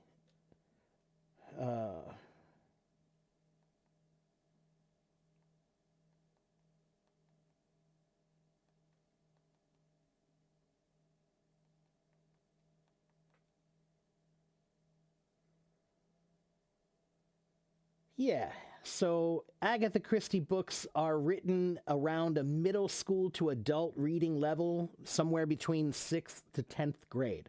So it's about around a B2, B1, B2 level. So it's pretty good if you're in that neighborhood. Okay.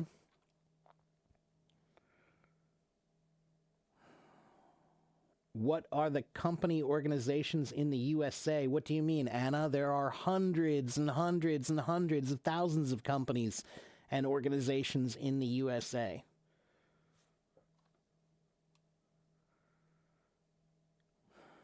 Rich has many meanings similar to funny or sarcastic. Yeah, rich does have many meanings. Rich, if it's just the literal meaning of rich, it means to have a lot of wealth or have a lot of something, right? You can be rich in knowledge. You can be rich in personality. You can be rich in there are other things that are not literal that you can be rich in. But we also use rich in a slang kind of a way, a colloquial way. It's not that common, but it does happen sometimes. For example,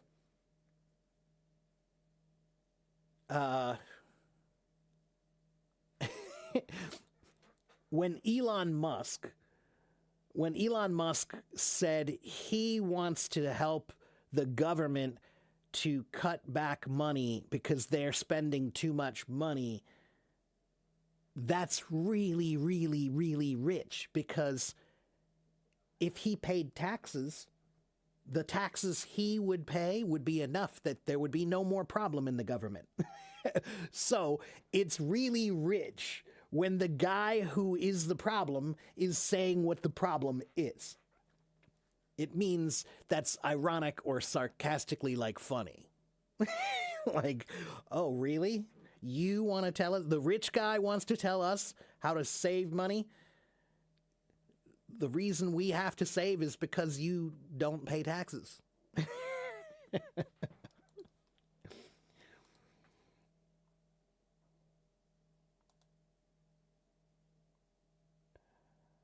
Okay, again, everybody, if you want to know about me, then go to my file. Everything about me is in that link. Okay, if you want to know my schedule and who I am, and you want to know my website, and you want to know my blog and my YouTube channel, it's all in that link right there. Do I prefer to teach online or in a classroom? I prefer a classroom, for sure. Yeah, I absolutely prefer in person.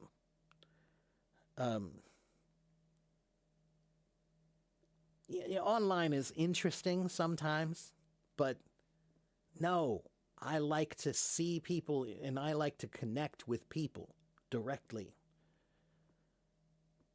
Teaching is a human thing.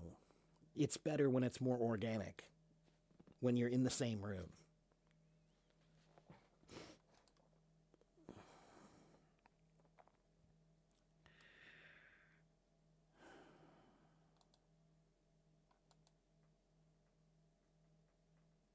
As a stay-at-home mom, how can I improve my teaching skills if I want to work in the future? Well, that's an interesting question.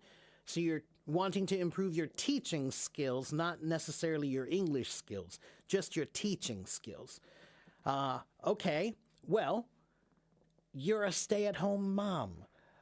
Every mom is a teacher. Every dad is a teacher too. The problem is many moms and dads don't know they're teachers.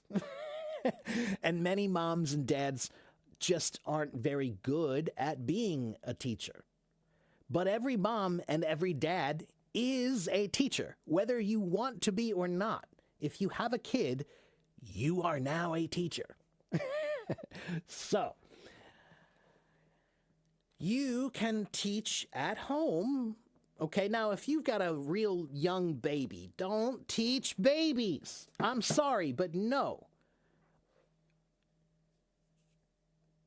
I'm going to tell you something that you don't want to hear, but it's true.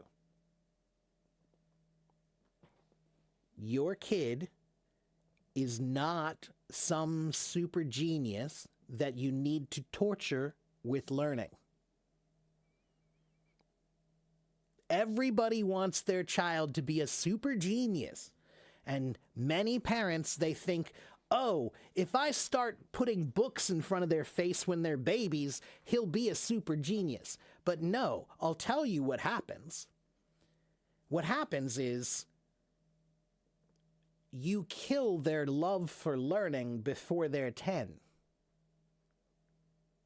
If you force them to learn and you push learning on them before they are ready to learn, then you will kill any enjoyment they have in learning. If you kill a child's enjoyment for learning, good luck.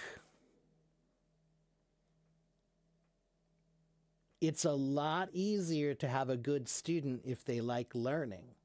If they don't like learning, good luck. So, before the age of 5, don't teach them anything. You can create a passive learning environment. So, teaching is an active thing. I tell you this and you do it. You learn it. That's an active thing. I don't want you to do any of that with a baby.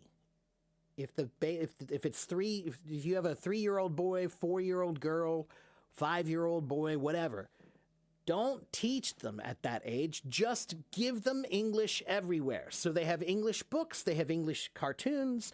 You can speak English Monday, Tuesday, and Wednesday in the house. You can teach them English songs, right? So what you're trying to do is make them see English is important. And if they never see English around, they will know it's not important. But if you make English around all the time when they're babies, then they will see, oh, look at that, English is important. So, before 5, don't teach. Just create an English environment. Okay? Now, for teaching, you're just trying to work on teaching.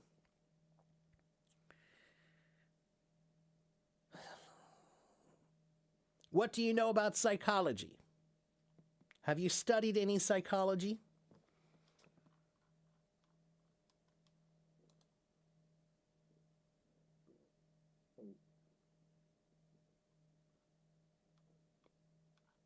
Psychology is critical to being a good teacher, in my opinion.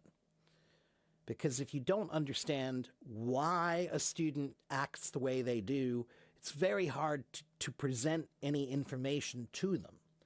But if you understand why a student acts the way they do, then you can figure out how to present the information for them, right? So it's kind of like learning what foods your kids like to eat. If you know, oh, they eat they usually eat Chinese food, so I should make Chinese food for them and they'll probably eat it. Right? But if I make another kind of food for them, maybe they won't want it or they won't like it or they will be afraid of it. This is what teaching is like. If you learn what they're used to, then you can give them the information in a way they're used to. That's psychology. Okay? And you always have to be thinking about why are they acting that way? Why? You know? I analyze behavior a lot, and I think it helps me as a teacher, because I think that when you try to imagine the way people are, why they are that way, you're having empathy, and empathy is critical as a teacher. You have to have empathy to see, oh, this person wants to learn. They really want to learn. I want to help them learn. Okay? It's imagining what could they need. As a teacher, you need to imagine what your students might need. Okay? Especially when they're young. When you're an adult, I'm going to talk to you a different way when you're an adult. I'm going to talk to you directly because you're an adult now. You're not a child. Okay?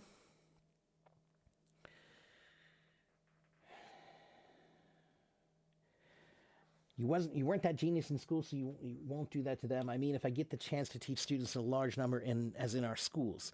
Have you ever taught before, Noor? Did you teach before?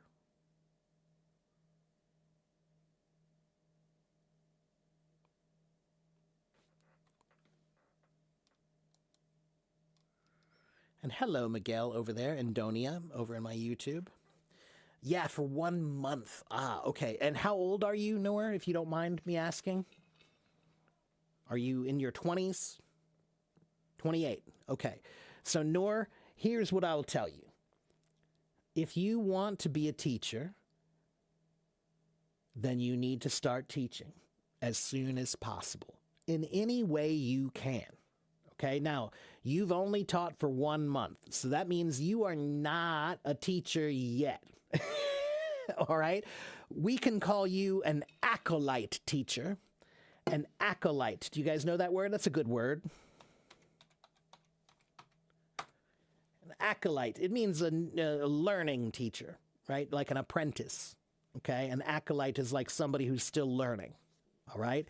And the reason why that's important is because when you say, I am a teacher, it should mean something, right? I feel that I am part of a very, very, very long tradition. Teaching. Think about how long teaching has been important to man. How long has teaching been important to mankind? Teaching has always been important, right? So teaching is a very long tradition. It has history. So when you say those words, I am a teacher, you need to feel that sense of connection to that history so that you are serious about what you do. If you're connected to a long tradition, you'll be more serious about what you do. So, I started teaching when I was 18. I know, that's crazy.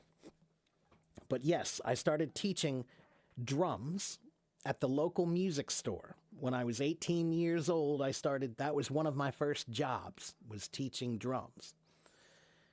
And I had about 32 students every week my first year. And then by my second year, I had about 75 students every week. Those were private lessons, one-on-one, 30 minutes. 30 minutes with one student, 30 minutes with another student, 30 minutes with the next student.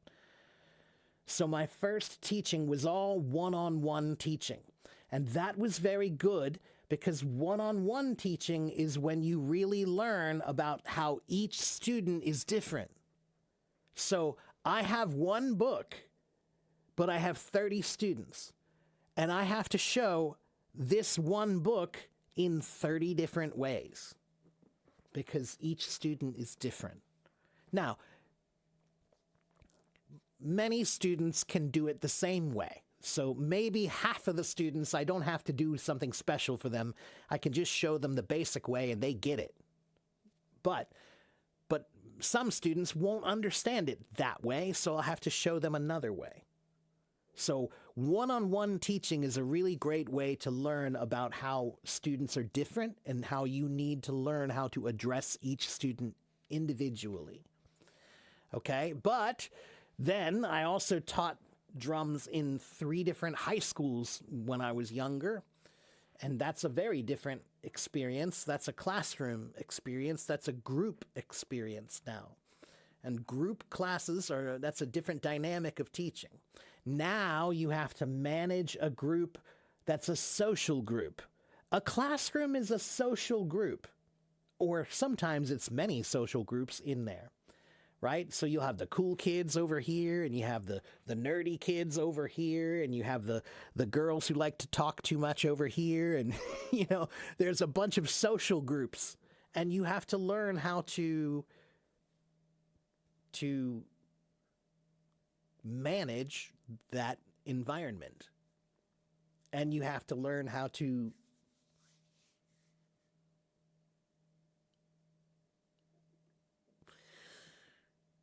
what's the right words? Let me think.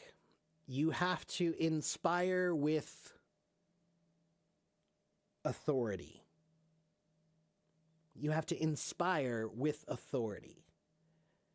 So I'm trying to inspire them, but you have to do it with some confidence that makes them believe that they should listen to you.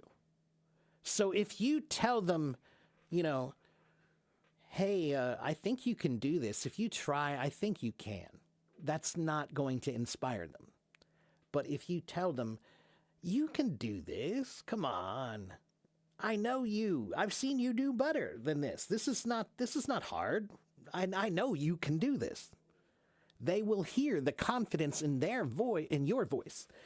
They'll hear that confidence in your voice. And they will think, oh, look, he believes in me. And they can take that like energy.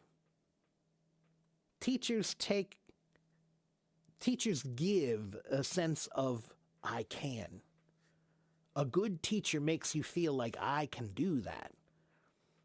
That was what I learned, is that there were good teachers and there were bad teachers. And the big difference was very simple.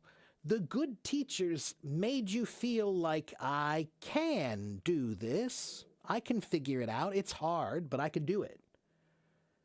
The bad teachers didn't care. The bad teachers didn't care whether you thought you could or couldn't.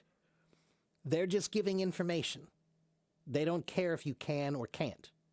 That's a bad teacher. Okay?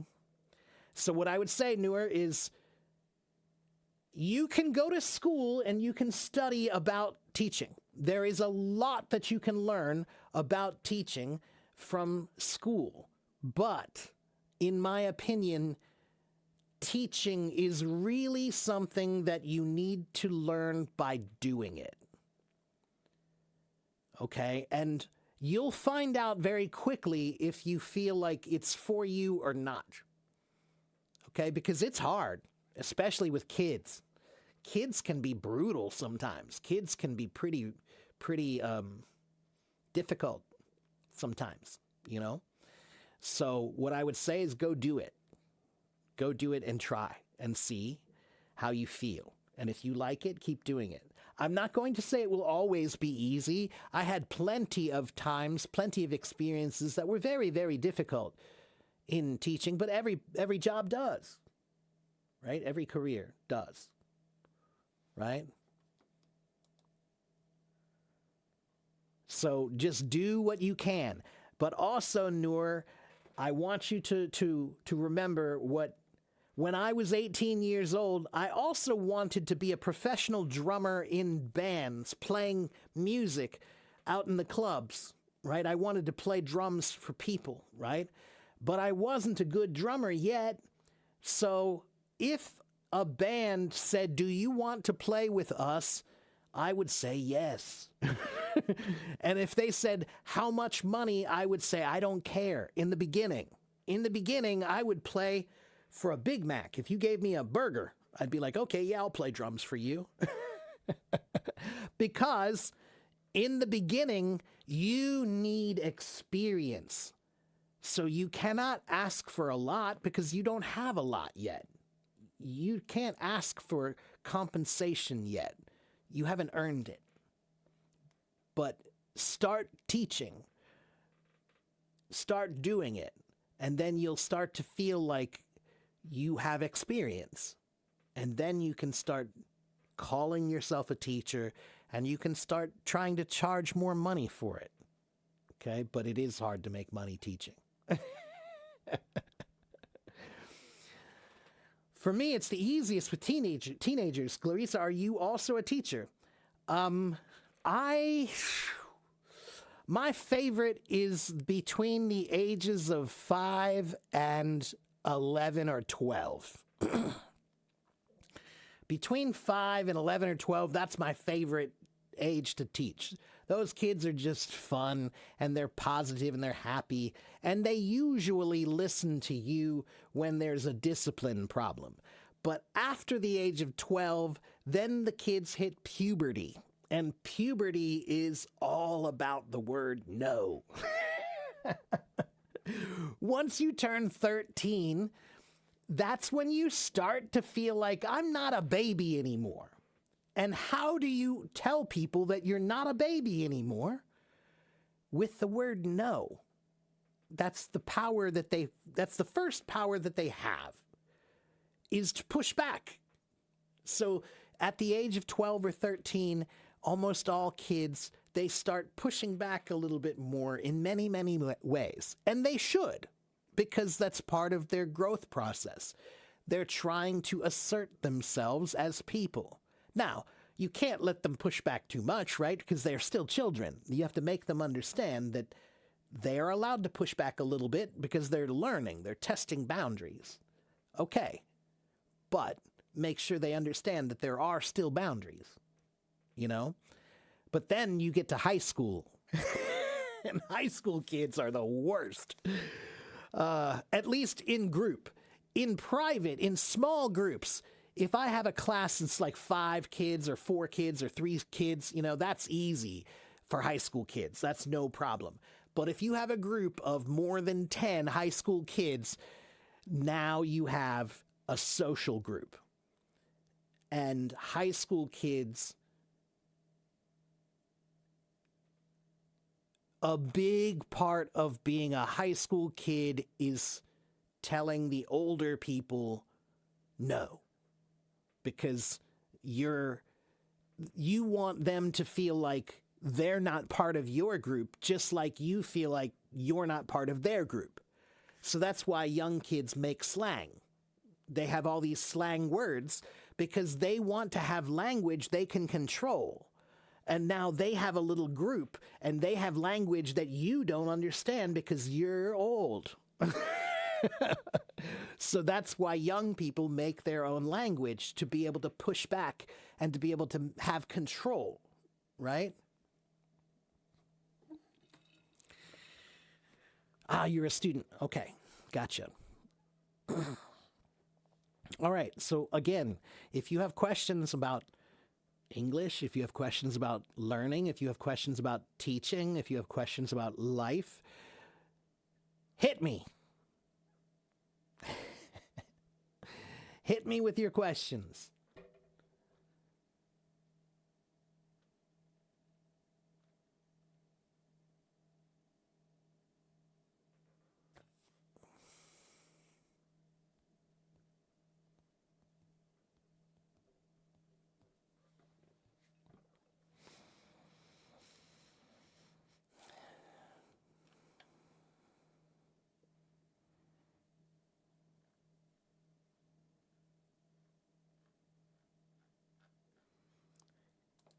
Make me feel stupid. Give me something to answer that I can't answer. Go ahead. Make me feel dumb. I really quite enjoy it. I quite enjoy it. So please, go ahead. Ask me something. How to improve English listening. Jenny, there are many ways to improve English listening, but the first thing is, who are you listening to? The biggest mistake people make when they're trying to practice their listening is they don't pay attention to who they're listening to. Whom. Okay?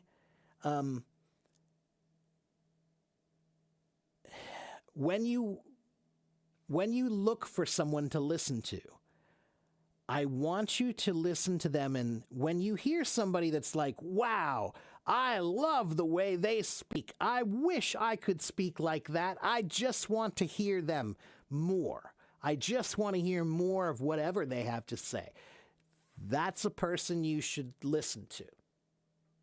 Okay? But the big mistake people make is they just go on YouTube and find some guy or some girl, and you listen to them. And then you feel bad because some guy or some girl, they don't speak well. They don't care about their language. So now you're listening to them and you can't understand them. And you feel like, oh, my English is so bad because I can't understand them. But maybe your English is not so bad. Maybe they don't speak so well. Okay? Do I speak at a normal speed? Jenny, when I teach, I do slow down a little bit. But you should learn from that. If you really want people to listen to your words, then slow down. Don't be in such a rush. Am I afraid of getting old? I'm not afraid of getting old. I do not want to get very old. I don't want to be 90. I really don't. I think that at that point, I just don't. So I'm not afraid of it, but I don't really look forward to the process of becoming less capable more and more over the years. How old am I? I am older than the flowers, but younger than the mountains.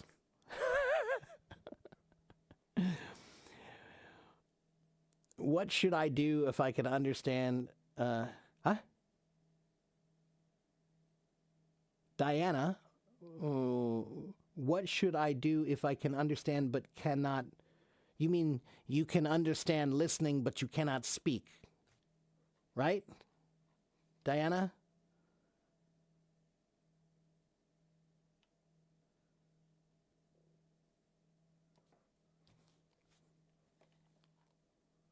Right. So I'll tell you why, Diana. 你不可以说英文，因为你不可以想英文。如果你可以想的，你可以说的。我可以说中文，因为每天我想中文。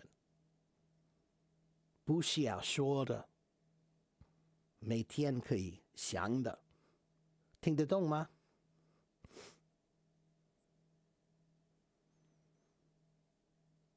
所以明天如果你很累，你需要想 I'm tired。明天如果你很饿，你需要想 I'm hungry。Okay? So I told her, everybody, if you want to speak, you have to think. And if you cannot speak, it's probably because you cannot think. It's because you never tried to learn how to think in English. I can speak Chinese because I can think in Chinese. Okay?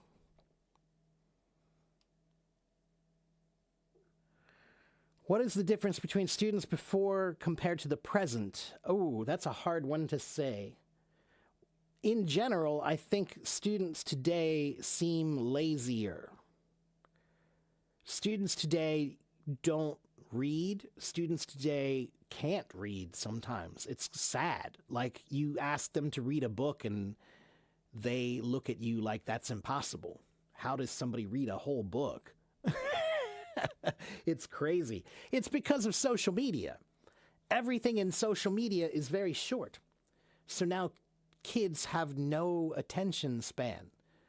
Kids can't be bored. They don't allow themselves to be bored. So their mind has to be constantly given something or they don't know what to do. When I was a boy, when I was on the bus going home, we would draw on the window. We would watch the water drip down the window. Today, that would be like, oh my God, kill me. People would be like, no, where's my phone? I need my phone. Is the American dream still realistic today? I'm going to just give a short answer and I'll say no. What's the difference between launch and lunch? Wad, look at me. Launch, lunch,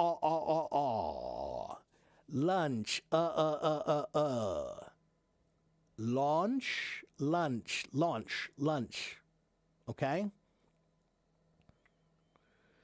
If I still listen to other people and speak after 1 month, will my listening get better? So, Quinn, yeah, if you listen to other people for 1 month, will you get better? Yes, but I can't tell you how much better. Quinn, if you want to get better, you have to work on everything. Sometimes I tell people, you know what? You could be great. You could be amazing. But guess what? You will never know. You'll never know if you're great. You'll never know if you're amazing. Do you know why?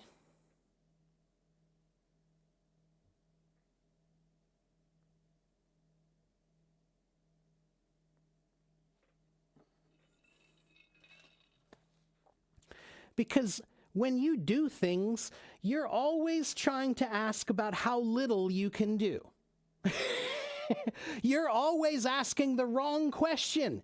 You're always saying, what's the least amount that I can do and still learn? Instead of asking yourself the opposite. Don't limit your challenges. Challenge your limits. Don't limit your challenges. Challenge your limits. That's why. You'll never find out if you are amazing. You'll never find out if you're great because you never challenge your limits. You always limit your challenges. You always say, how can I do less? I don't want to do more. How can I do less? That's why you'll never know if you're great. You could be great. You might be great. But you'll never know.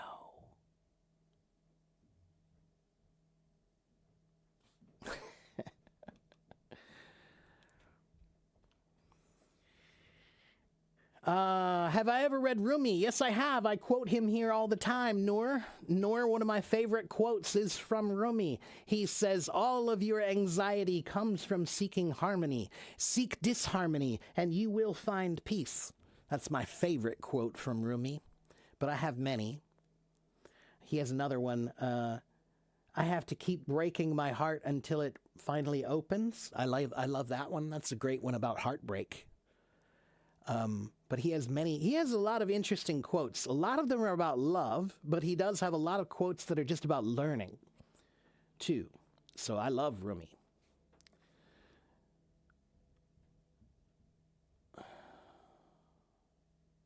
How to improve pronunciation or fluency. So those are two different things, Pravin.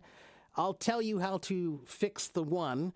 Pronunciation. You're from India, so that means you speak Hindi or maybe Telugu or one of the other languages there.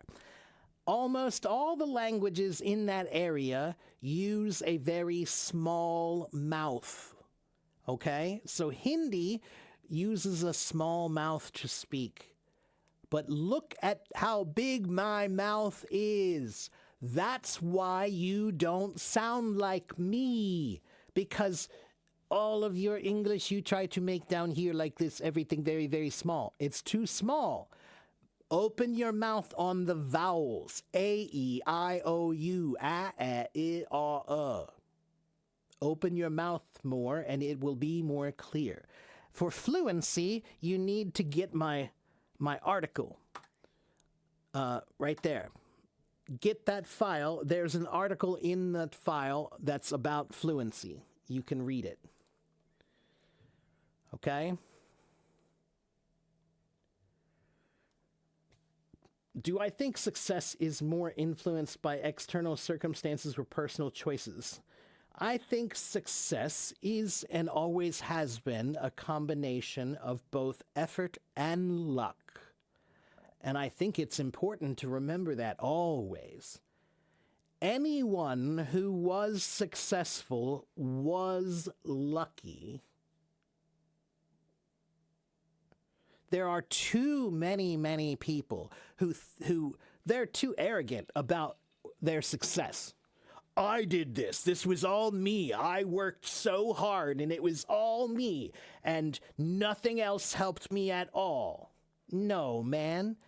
If you lived on this planet, then luck was important to your success. Luck is always there. Now, we also say that you make your own luck, which means that if you want to be lucky, go do things. If you never do anything, you're never going to be successful. You have to try first, right?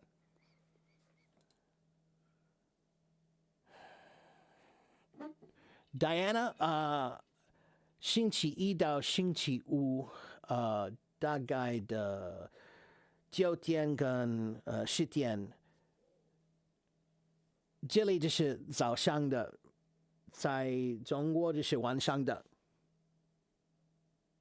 所以就是9点跟10点晚上。That's when I start. Okay, that's when I start.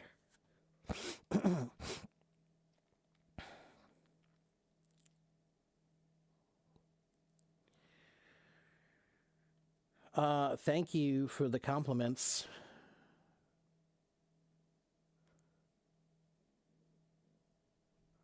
I already go on 3 months. Okay, but 3个月就是好少，很少，太少。It's too little, too few, too less.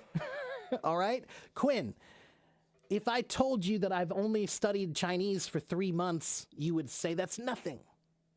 3 months is not enough. Okay?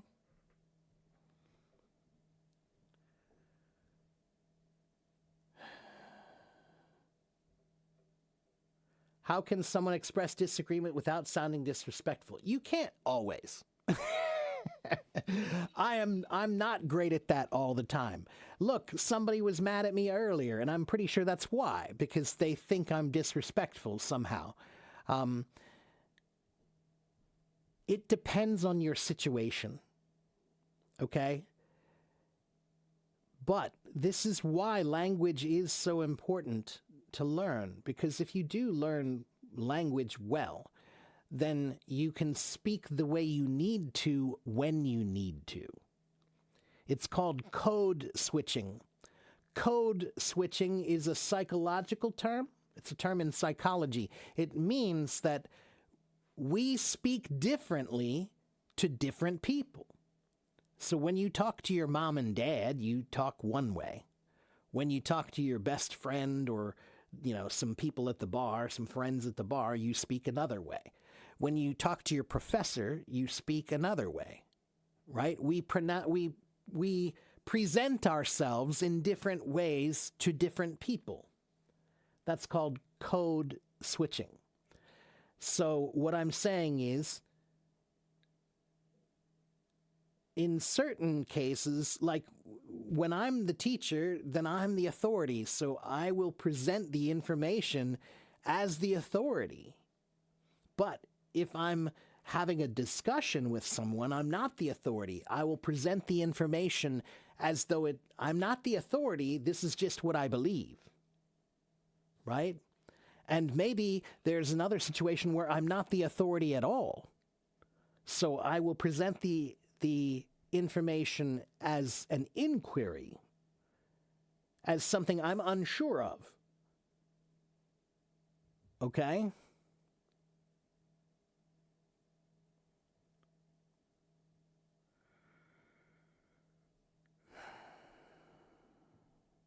Learning a new language grants you a new way of thinking. Well, yeah, it does, as a matter of fact. Yeah, it does. Okay. AD says, what do you recommend for progressing from B2 to C1 in the workplace? What kind of workplace? It depends on what you do. You know? You're talking about workplace language, so that it depends on what you do. Customer service. Okay.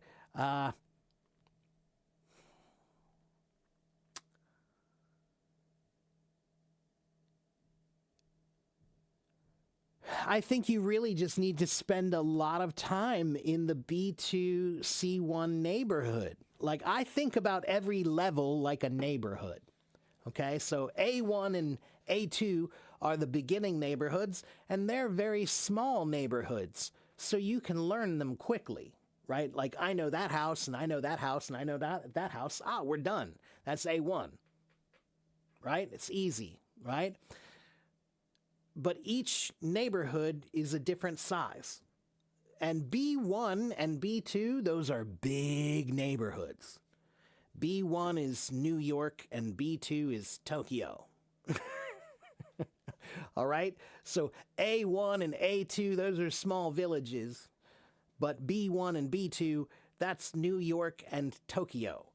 How long does it take to get to know New York City? How long does it take to get to know New York City? How long does it take to get to know Tokyo? A long time. A long time, okay? So what I mean is, think about it like it's a big neighborhood. There is a lot to explore and to become familiar with, right? Can you say, I know this neighborhood well? Like, I can tell you where to go. I know all the best restaurants. I know all the best museums. I know all the best parks. I know this neighborhood. If you don't feel that way, then you can't move to the next level. Okay? Or you haven't moved to the next level. All right? Now, C1 is a pretty big neighborhood, but it's a much more exclusive neighborhood. So many people here, it's so funny, people want a C2 level of language, but guess what, everybody? C2, do you know how common that is? It's very uncommon.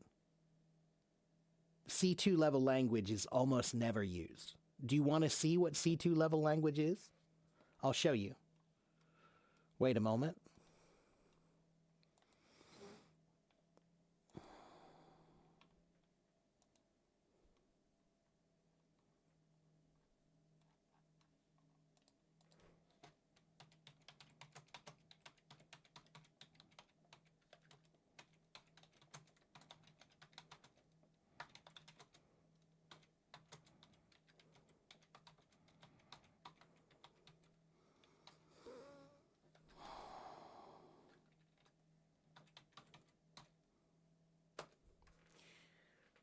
I'm going to show you.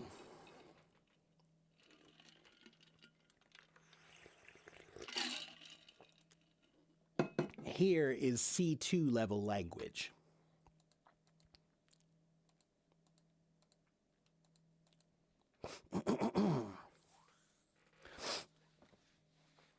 English is not merely a language, but a vast adaptive cognitive architecture through which nuance, abstraction, and identity are continuously negotiated. Its lexicon, enriched by centuries of conquest, trade, and cultural synthesis, affords an almost unparalleled precision of expression, allowing speakers to calibrate tone, implication, and rhetorical force with remarkable subtlety. That's C2, guys.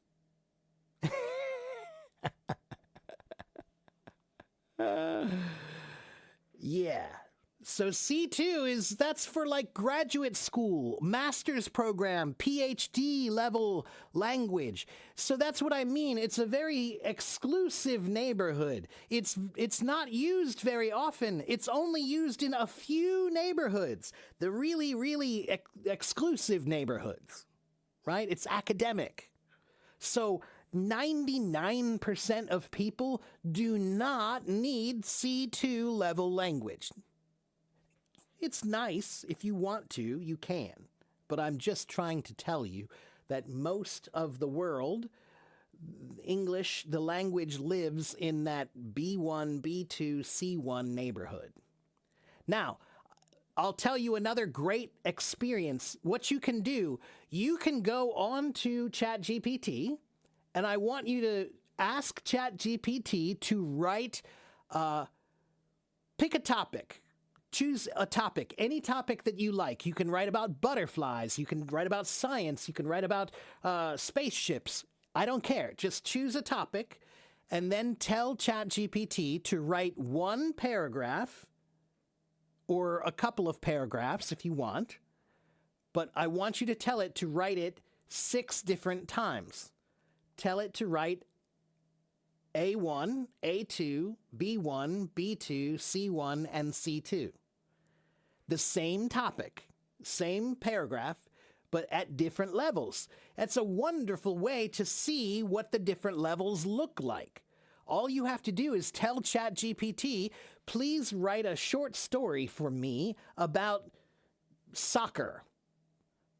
And then write it in A1, A2, B1, B2, C1, and C2 level so I can see what it looks like. It's really cool. It's a fun way to see, like, oh, well, I can see the difference in the language now.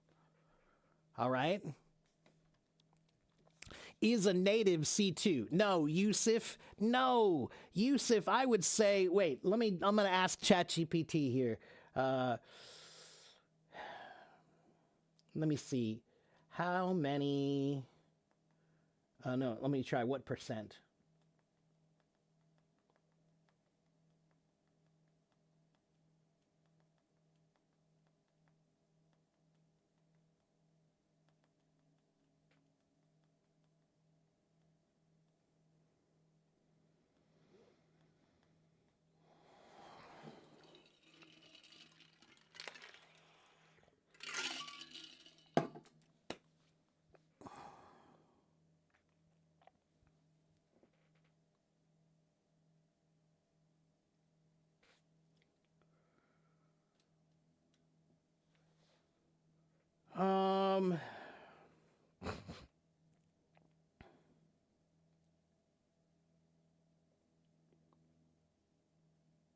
So, yeah, it says that the majority of Americans operate at around a B2, C1 level.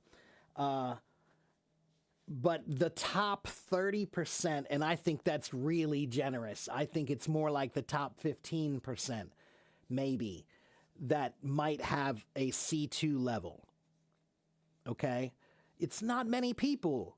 It's not many people who have that level of language because most people don't need that level of language.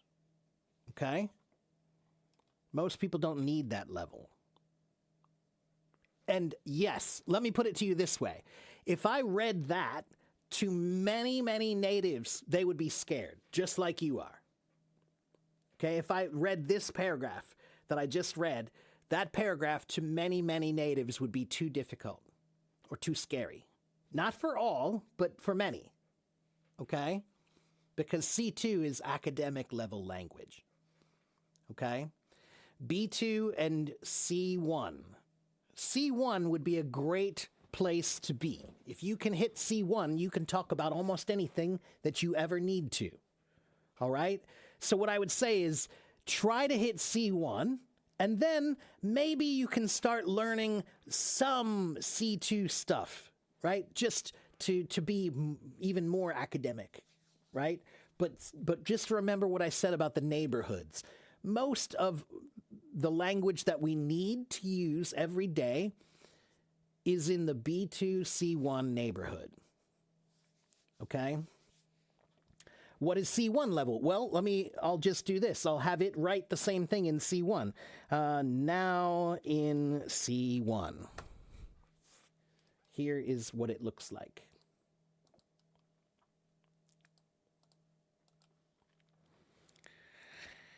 Here's C1. English is more than just a language. It is a flexible system for expressing ideas, emotions, and identity. Its vocabulary has developed over centuries, influenced by many cultures, which allows speakers to communicate with a high level of detail and precision. Okay? That's C1. That's a good place. That's where I'm speaking now, is somewhere in that neighborhood of B2, C1. Okay? But let's go ahead and do B2.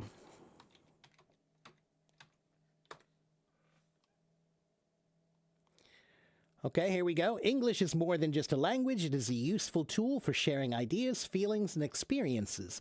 Its vocabulary comes from many different cultures, which gives learners many ways to express themselves clearly.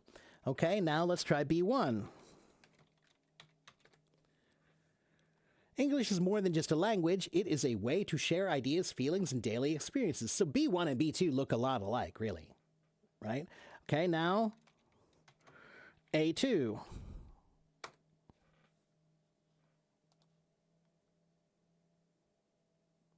English is a useful language for sharing ideas and feelings. It has many words from different cultures, so people can express themselves in many ways.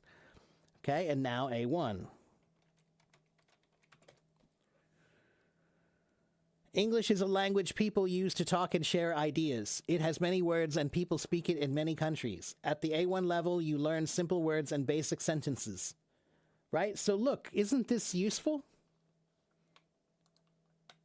You can just ask ChatGPT or DeepSeek or Gemini to write one topic 6 different times. And then you can learn about how that looks. What's the difference in B1 and B2? What's the difference between B2 and C1? Okay? How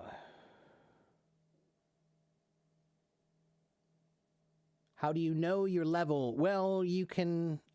you were asking Naria. Okay, never mind. Yeah, you can take tests.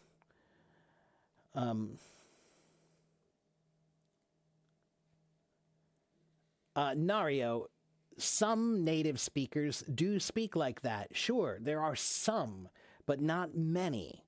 Okay? That's right, add some C2 sprinkles. That's right, Nario. That's exactly the way to think about it, some sprinkles. Okay? Like, I don't know everything in C2. There are some words that I don't know. Do you know how many words there are in English? My vocabulary is better than most. Okay, I definitely know more words than most people do. But there are still words that I'm still learning. Not every day, but there are still some words that I find that I'm like, wow, I've never seen that word before. Okay?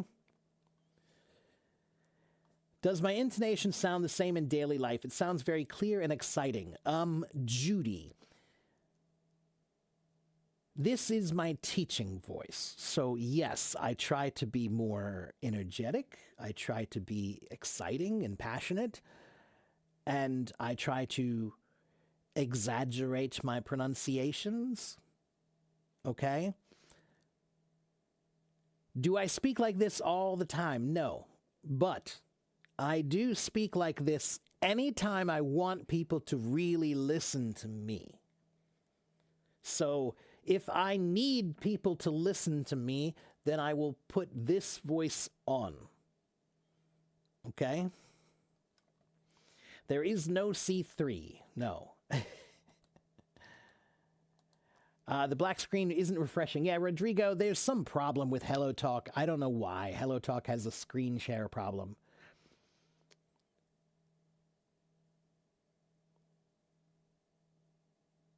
I took a test.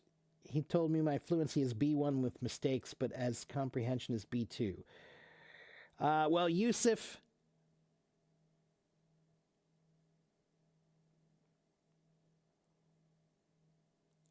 let me think of a good way to say this to you.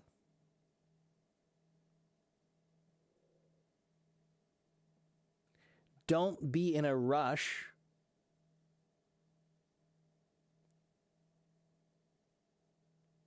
to congratulate yourselves about things that you haven't yet earned. So, Yusuf, what I mean is,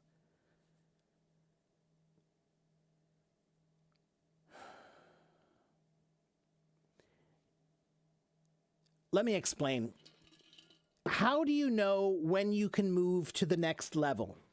How do you know when you can move to the next level, everyone? Do you know? How do you know when it's okay to move on?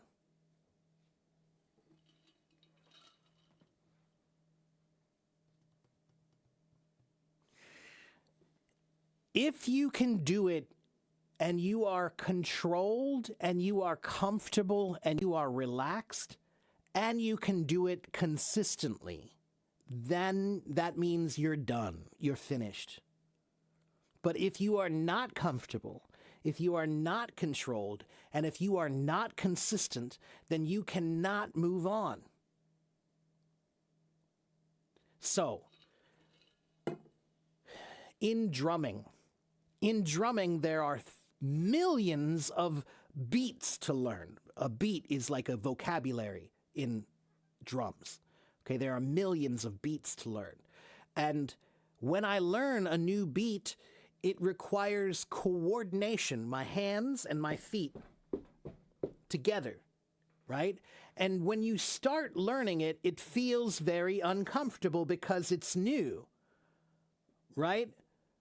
So I have to do it again and again and again and again and again until it feels really comfortable, really controlled, and really consistent.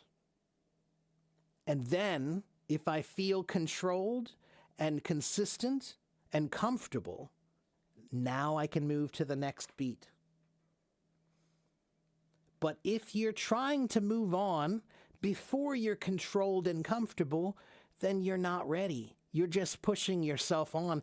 And what I mean is, if you're working on C1, but you're still shaky on B2, then you're not ready for C1. You're not done with B2. You're still shaky in B2. So I know you want to say that, oh, I can do C1, but anybody can say something. I can say I'm the greatest teacher of all time. I can say it. That's easy. Those words are easy. Anybody can say it. But being it, doing it, that's different. Okay? So sometimes I see you and you're so eager to be a high level. So you're talking about, well, I'm B1, but I'm B2, but I'm C1, but I'm B1, but I'm D2. And what I'm trying to tell you is, don't be eager to be advanced. Be eager to be controlled. Be eager to know. You're eager to have respect. You're eager to have respect, but you cannot have respect if you don't have control, comfortability, and consistency. So don't be so eager to be C2 or C1 until you feel like you really can say for sure, I am comfortable, I am controlled, and I am consistent. Then you can move on. I am brutal. I am brutal in the best way possible. All right? I am only telling you what works. I am only telling you what works. Okay? And this is like this is a lesson that I learned myself. Many, many times I learned this lesson the hard way. That's why I can say it with such confidence, because I learned it the hard way. All right? And let me see if I can demonstrate it in a way that you can see. Okay? I'm going to see if I can show you. Let's see. How do I do this?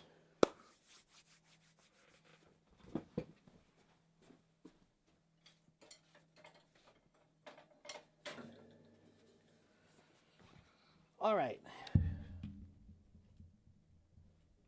So as some of you know, I am a drummer.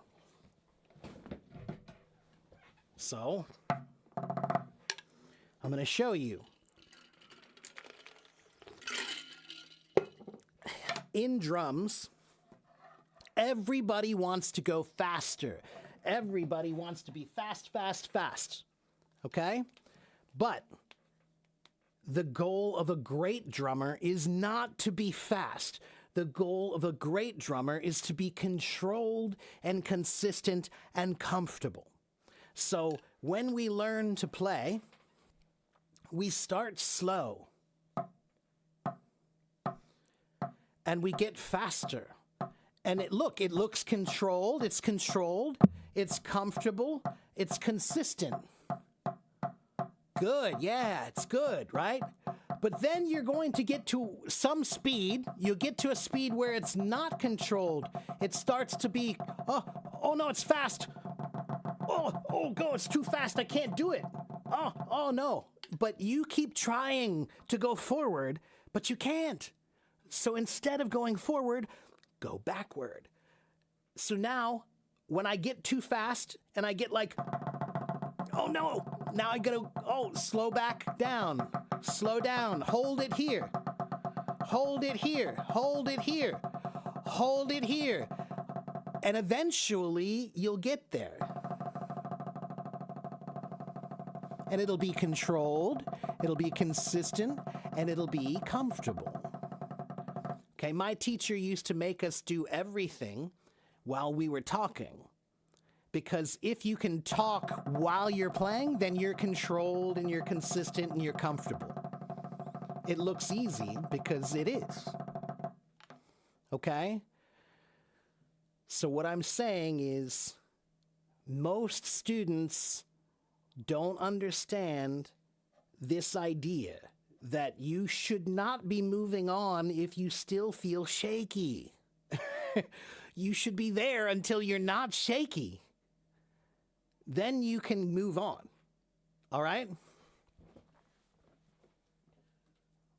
All right. And I need to practice more. That was shaky.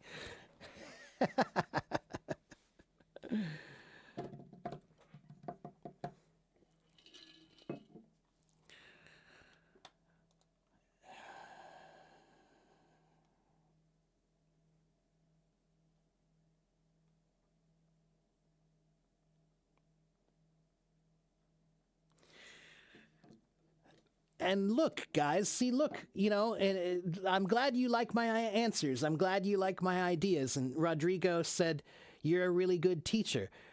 And do you see, where did I learn this from? I learned this idea from music. I learned this idea from drums. I learned this idea because I studied something. I studied something deeply. And when you study anything deeply, you will learn all of these things. Okay? You just have to think about them. That's it. That's the only difference between me and you. I had something that I did, and I did it long enough, and I thought about it long enough, so that I could learn these lessons. And these lessons are lessons that can apply to anything, right? This idea about learning, that's good for anything. It doesn't matter if it's math or science or history or music. Control, consistency, comfortability. That's when you know you can move on. All right?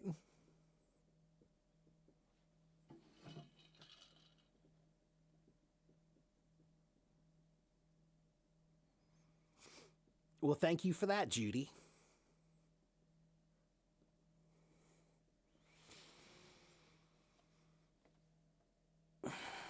Yes, I am a teacher.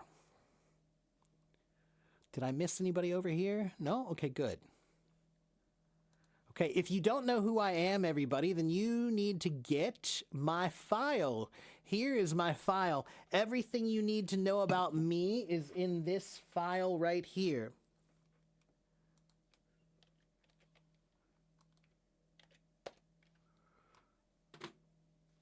That PDF file right there.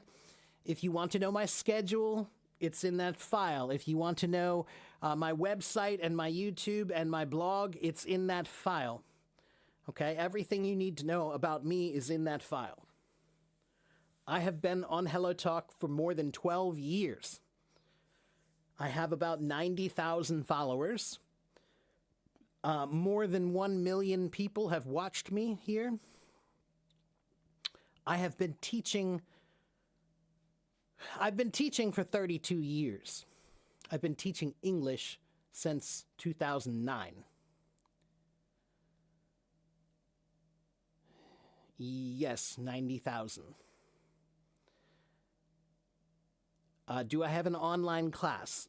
I teach private lessons, but you have to pay me, and it's not cheap because I'm from America. Okay, everything in America is expensive. So yes, I do teach private lessons, and you can buy private lessons from me on my website. If you go to my website, you can buy private lessons from me, okay? But I teach here. 5 days a week, I'm usually here, okay? I have done 2,400 hours here. Really, 2,400 hours, okay?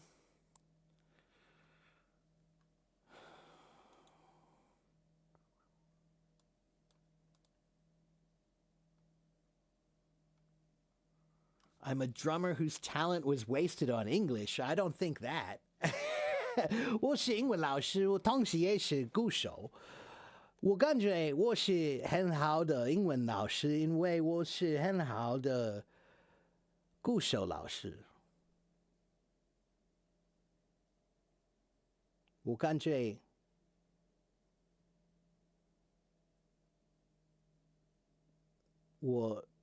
他们都需要。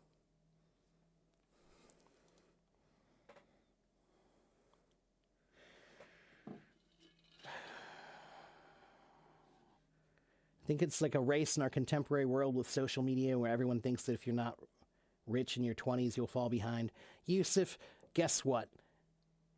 It looks like the world is probably not going to be doing too well in 20 years anyway. So to be honest with you, the world is really not doing well. So there has never been a better time than now for you to say, do what you want to do with your life, because we don't know how much life we have left here on this planet.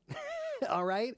So seriously, if you have dreams, go do them. If you have goals, go do them. If you are doing a job that you don't really like and there's a job you want to do that you do like, go do it, because you don't know how long we have.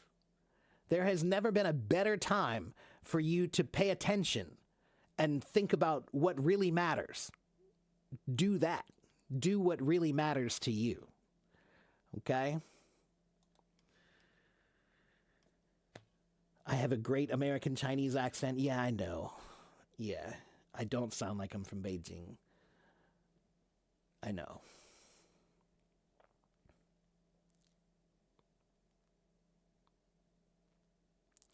My pronunciation is exceptionally standard.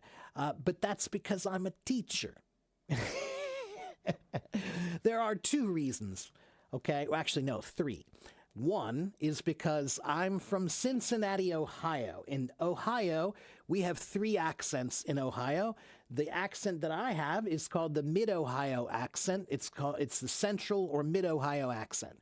This accent is the one that's the clearest, the most, it's the closest to IPA, International Phonetic Alphabet, right?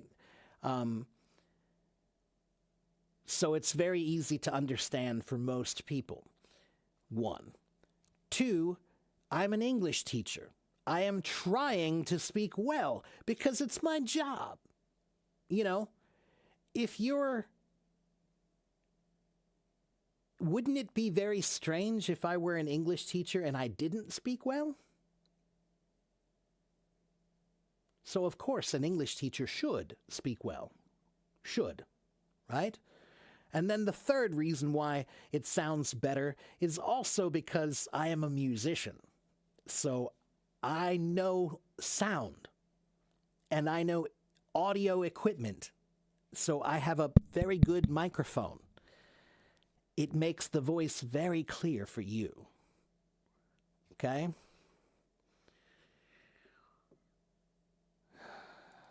Do I want to go to China? Sure. I want to go everywhere.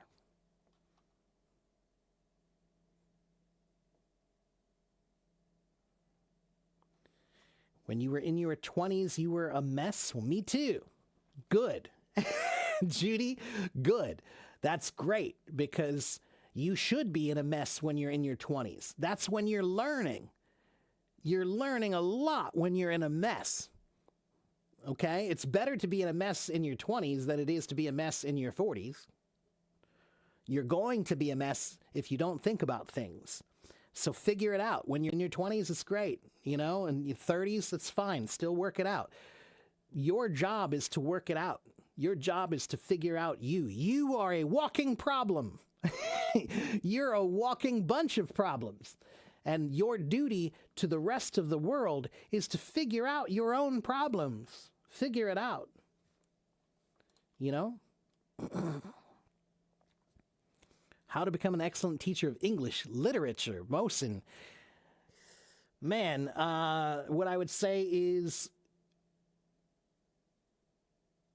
pick a book that you want to teach and go teach it and be exciting.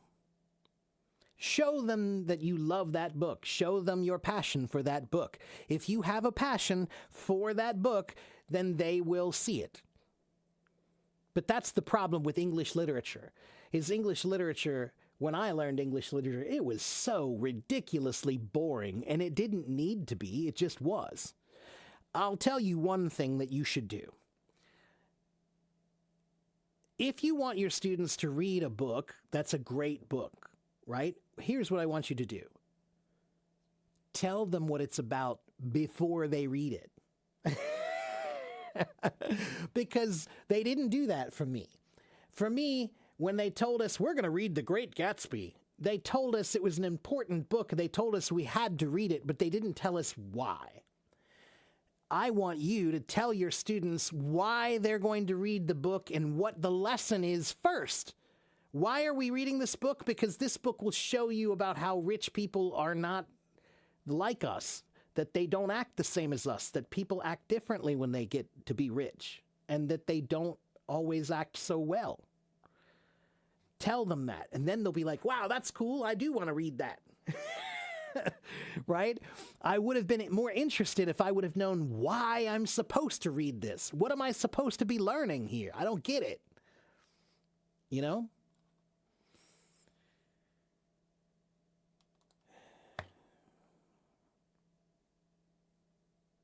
That's very IELTS. That's just a good way to argue. If you want to win an argument, give more than one reason.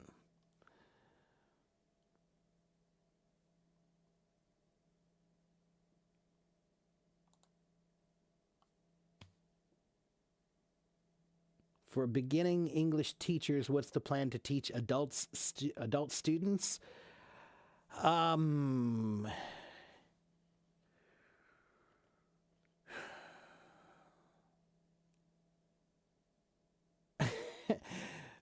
That's a lot to try to explain. How can I explain that? I can't. That's too big. I can't give you an entire lesson plan for adult beginner students. What I would say, Nagam, is you need to start doing some research yourself.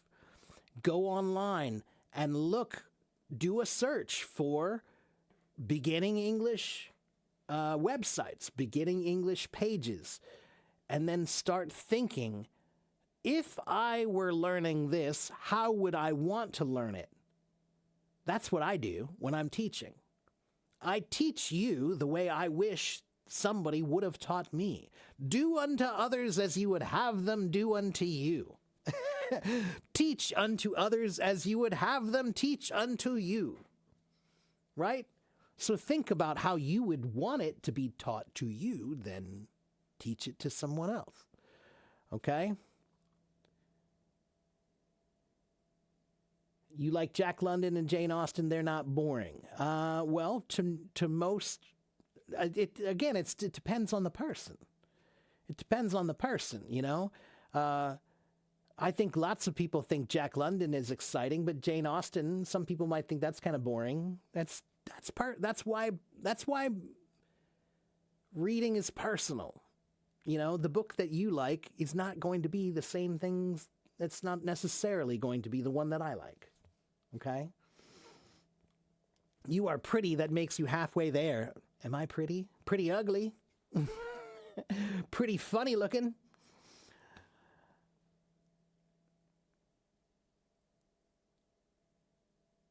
What's the first lesson I teach students the first time? If they don't know anything, I teach them the alphabet and I teach them phonics.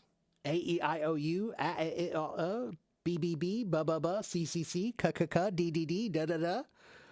I teach them basic phrases.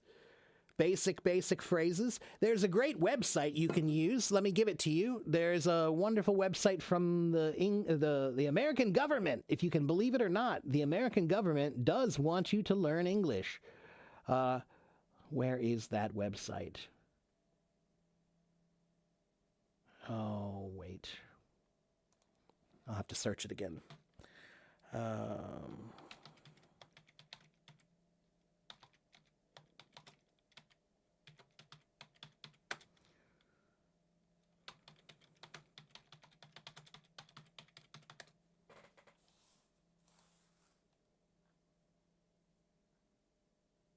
Here it is.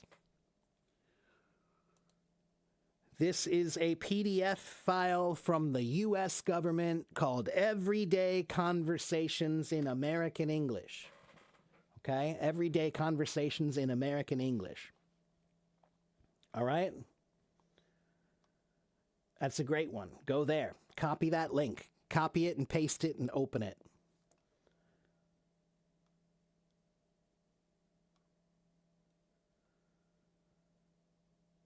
Is it bad if you learn English after school and college, not just English, but any language? No. I learned Chinese when I was in my 30s. Gita, college is one of the dumbest ideas of all time. Do you know why college is a stupid idea? I'll tell you why college is a stupid idea. Because you are never supposed to graduate from that kind of learning. You're never supposed to graduate from that kind of learning. Higher education is not supposed to be finished. Higher education is something that you do for your whole life. Okay? So, there's never a bad time to learn. There's always a bad time to be stupid.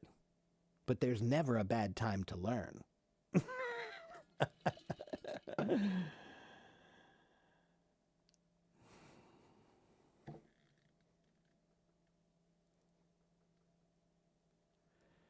I actually tutored a grown-up in English. He was a total beginner, and I thought it couldn't be more easy for me, but it turned out to be very hard. Yeah, teaching is not something that everyone can do. Teaching is harder than it looks. Teaching is harder than it looks. Okay? Comfortable, consistent, and controlled, Judy. The 3 C's. The 3 C's. Comfortable, consistent, and controlled. Okay? Control is important because, for example, in drums, many drummers, when they're young, they think that fast is the only thing that's good. So when they learn a new beat, they just want to play it fast, fast, fast. Like, look how fast I can do it, teacher. Look how fast. But a good teacher will tell you, well, no. You can't only play it fast. Some songs are fast, sure. But some songs are slow, and some songs are medium. And some songs are loud, and some songs are soft. So you have to show that you have control of all of those. So my teacher would make me play it slowly, medium, and fast. My teacher would make me play it loud and soft. If I could do all of them, now I'm controlled, consistent, and comfortable. Now I can move on. Okay? Yeah, we're done with etymology for today. The link is right there above what you just wrote. American English at State. I'll put it here again. There it is. Okay? All right, guys, guess what? I need to go. It's been too long today. I've been here for 3 hours and 15 minutes. That's too long. My butt hurts. I've been sitting too long. I need to get up and move around. I want to go out and do some gardening or go for a hike. Mateo says no. Mateo? Yes. Yusuf, etymology means the history of where words come from and how they've changed over time. That's one of my specialties. It's something I know a lot about. Okay? All right. I have to go, but one more time, here is my my PDF file. If you want to know about me, if you want to know my schedule, if you want to know my website, if you want to know my blog, if you want to know my YouTube channel, it's all in that website, or that link, that PDF. Get that PDF right there. Get that PDF right there and read it. Everything in there is everything you need to know about me. All right, so please get that PDF. If you are Chinese and maybe you cannot open that PDF, then you can add me on WeChat if you want to, and I'll send it to you, okay? You can add me on WeChat. On WeChat, you can find me, 我的微信就是 whoops. Okay? You can search for me on WeChat with that, okay? And before I go, I'm going to end with the thing that I always end with, which is my mantra. Do you guys know what a mantra is? Do you know what a mantra is, everybody? A mantra is something that you repeat because it's something that helps you. Okay, they're words that help you. And so this is my mantra on learning. Okay? Listen. On being human, a mantra for learning. I am a student first. I am always learning. I do not know everything. I am here to understand. I listen before I speak. I think before I answer. I follow the words, not the ego. I seek clarity, not control. My mind is not finished. It has been shaped over time. What is tangled, I will work to untangle. What is unclear, I will work to understand. I take responsibility for my growth. No one can do this work for me. If I am wrong, I will learn. If I am right, I will stay humble. I build my mind before my voice. I strengthen my thinking to strengthen my language. As I improve myself, I improve what I can give to others. I respect the process. I respect the work. Step by step, I become better. This is my responsibility. That is my mantra. If you like this, you can find it on my moments. You can find that on my moments, and you can download it from my moments. Okay? If you like that. Use it. It'll help you. All right? Okay, I must go. I will see you guys tomorrow. Have a good morning. Have a good afternoon. Have a good evening. I'll see you guys next time. Okay? Bye.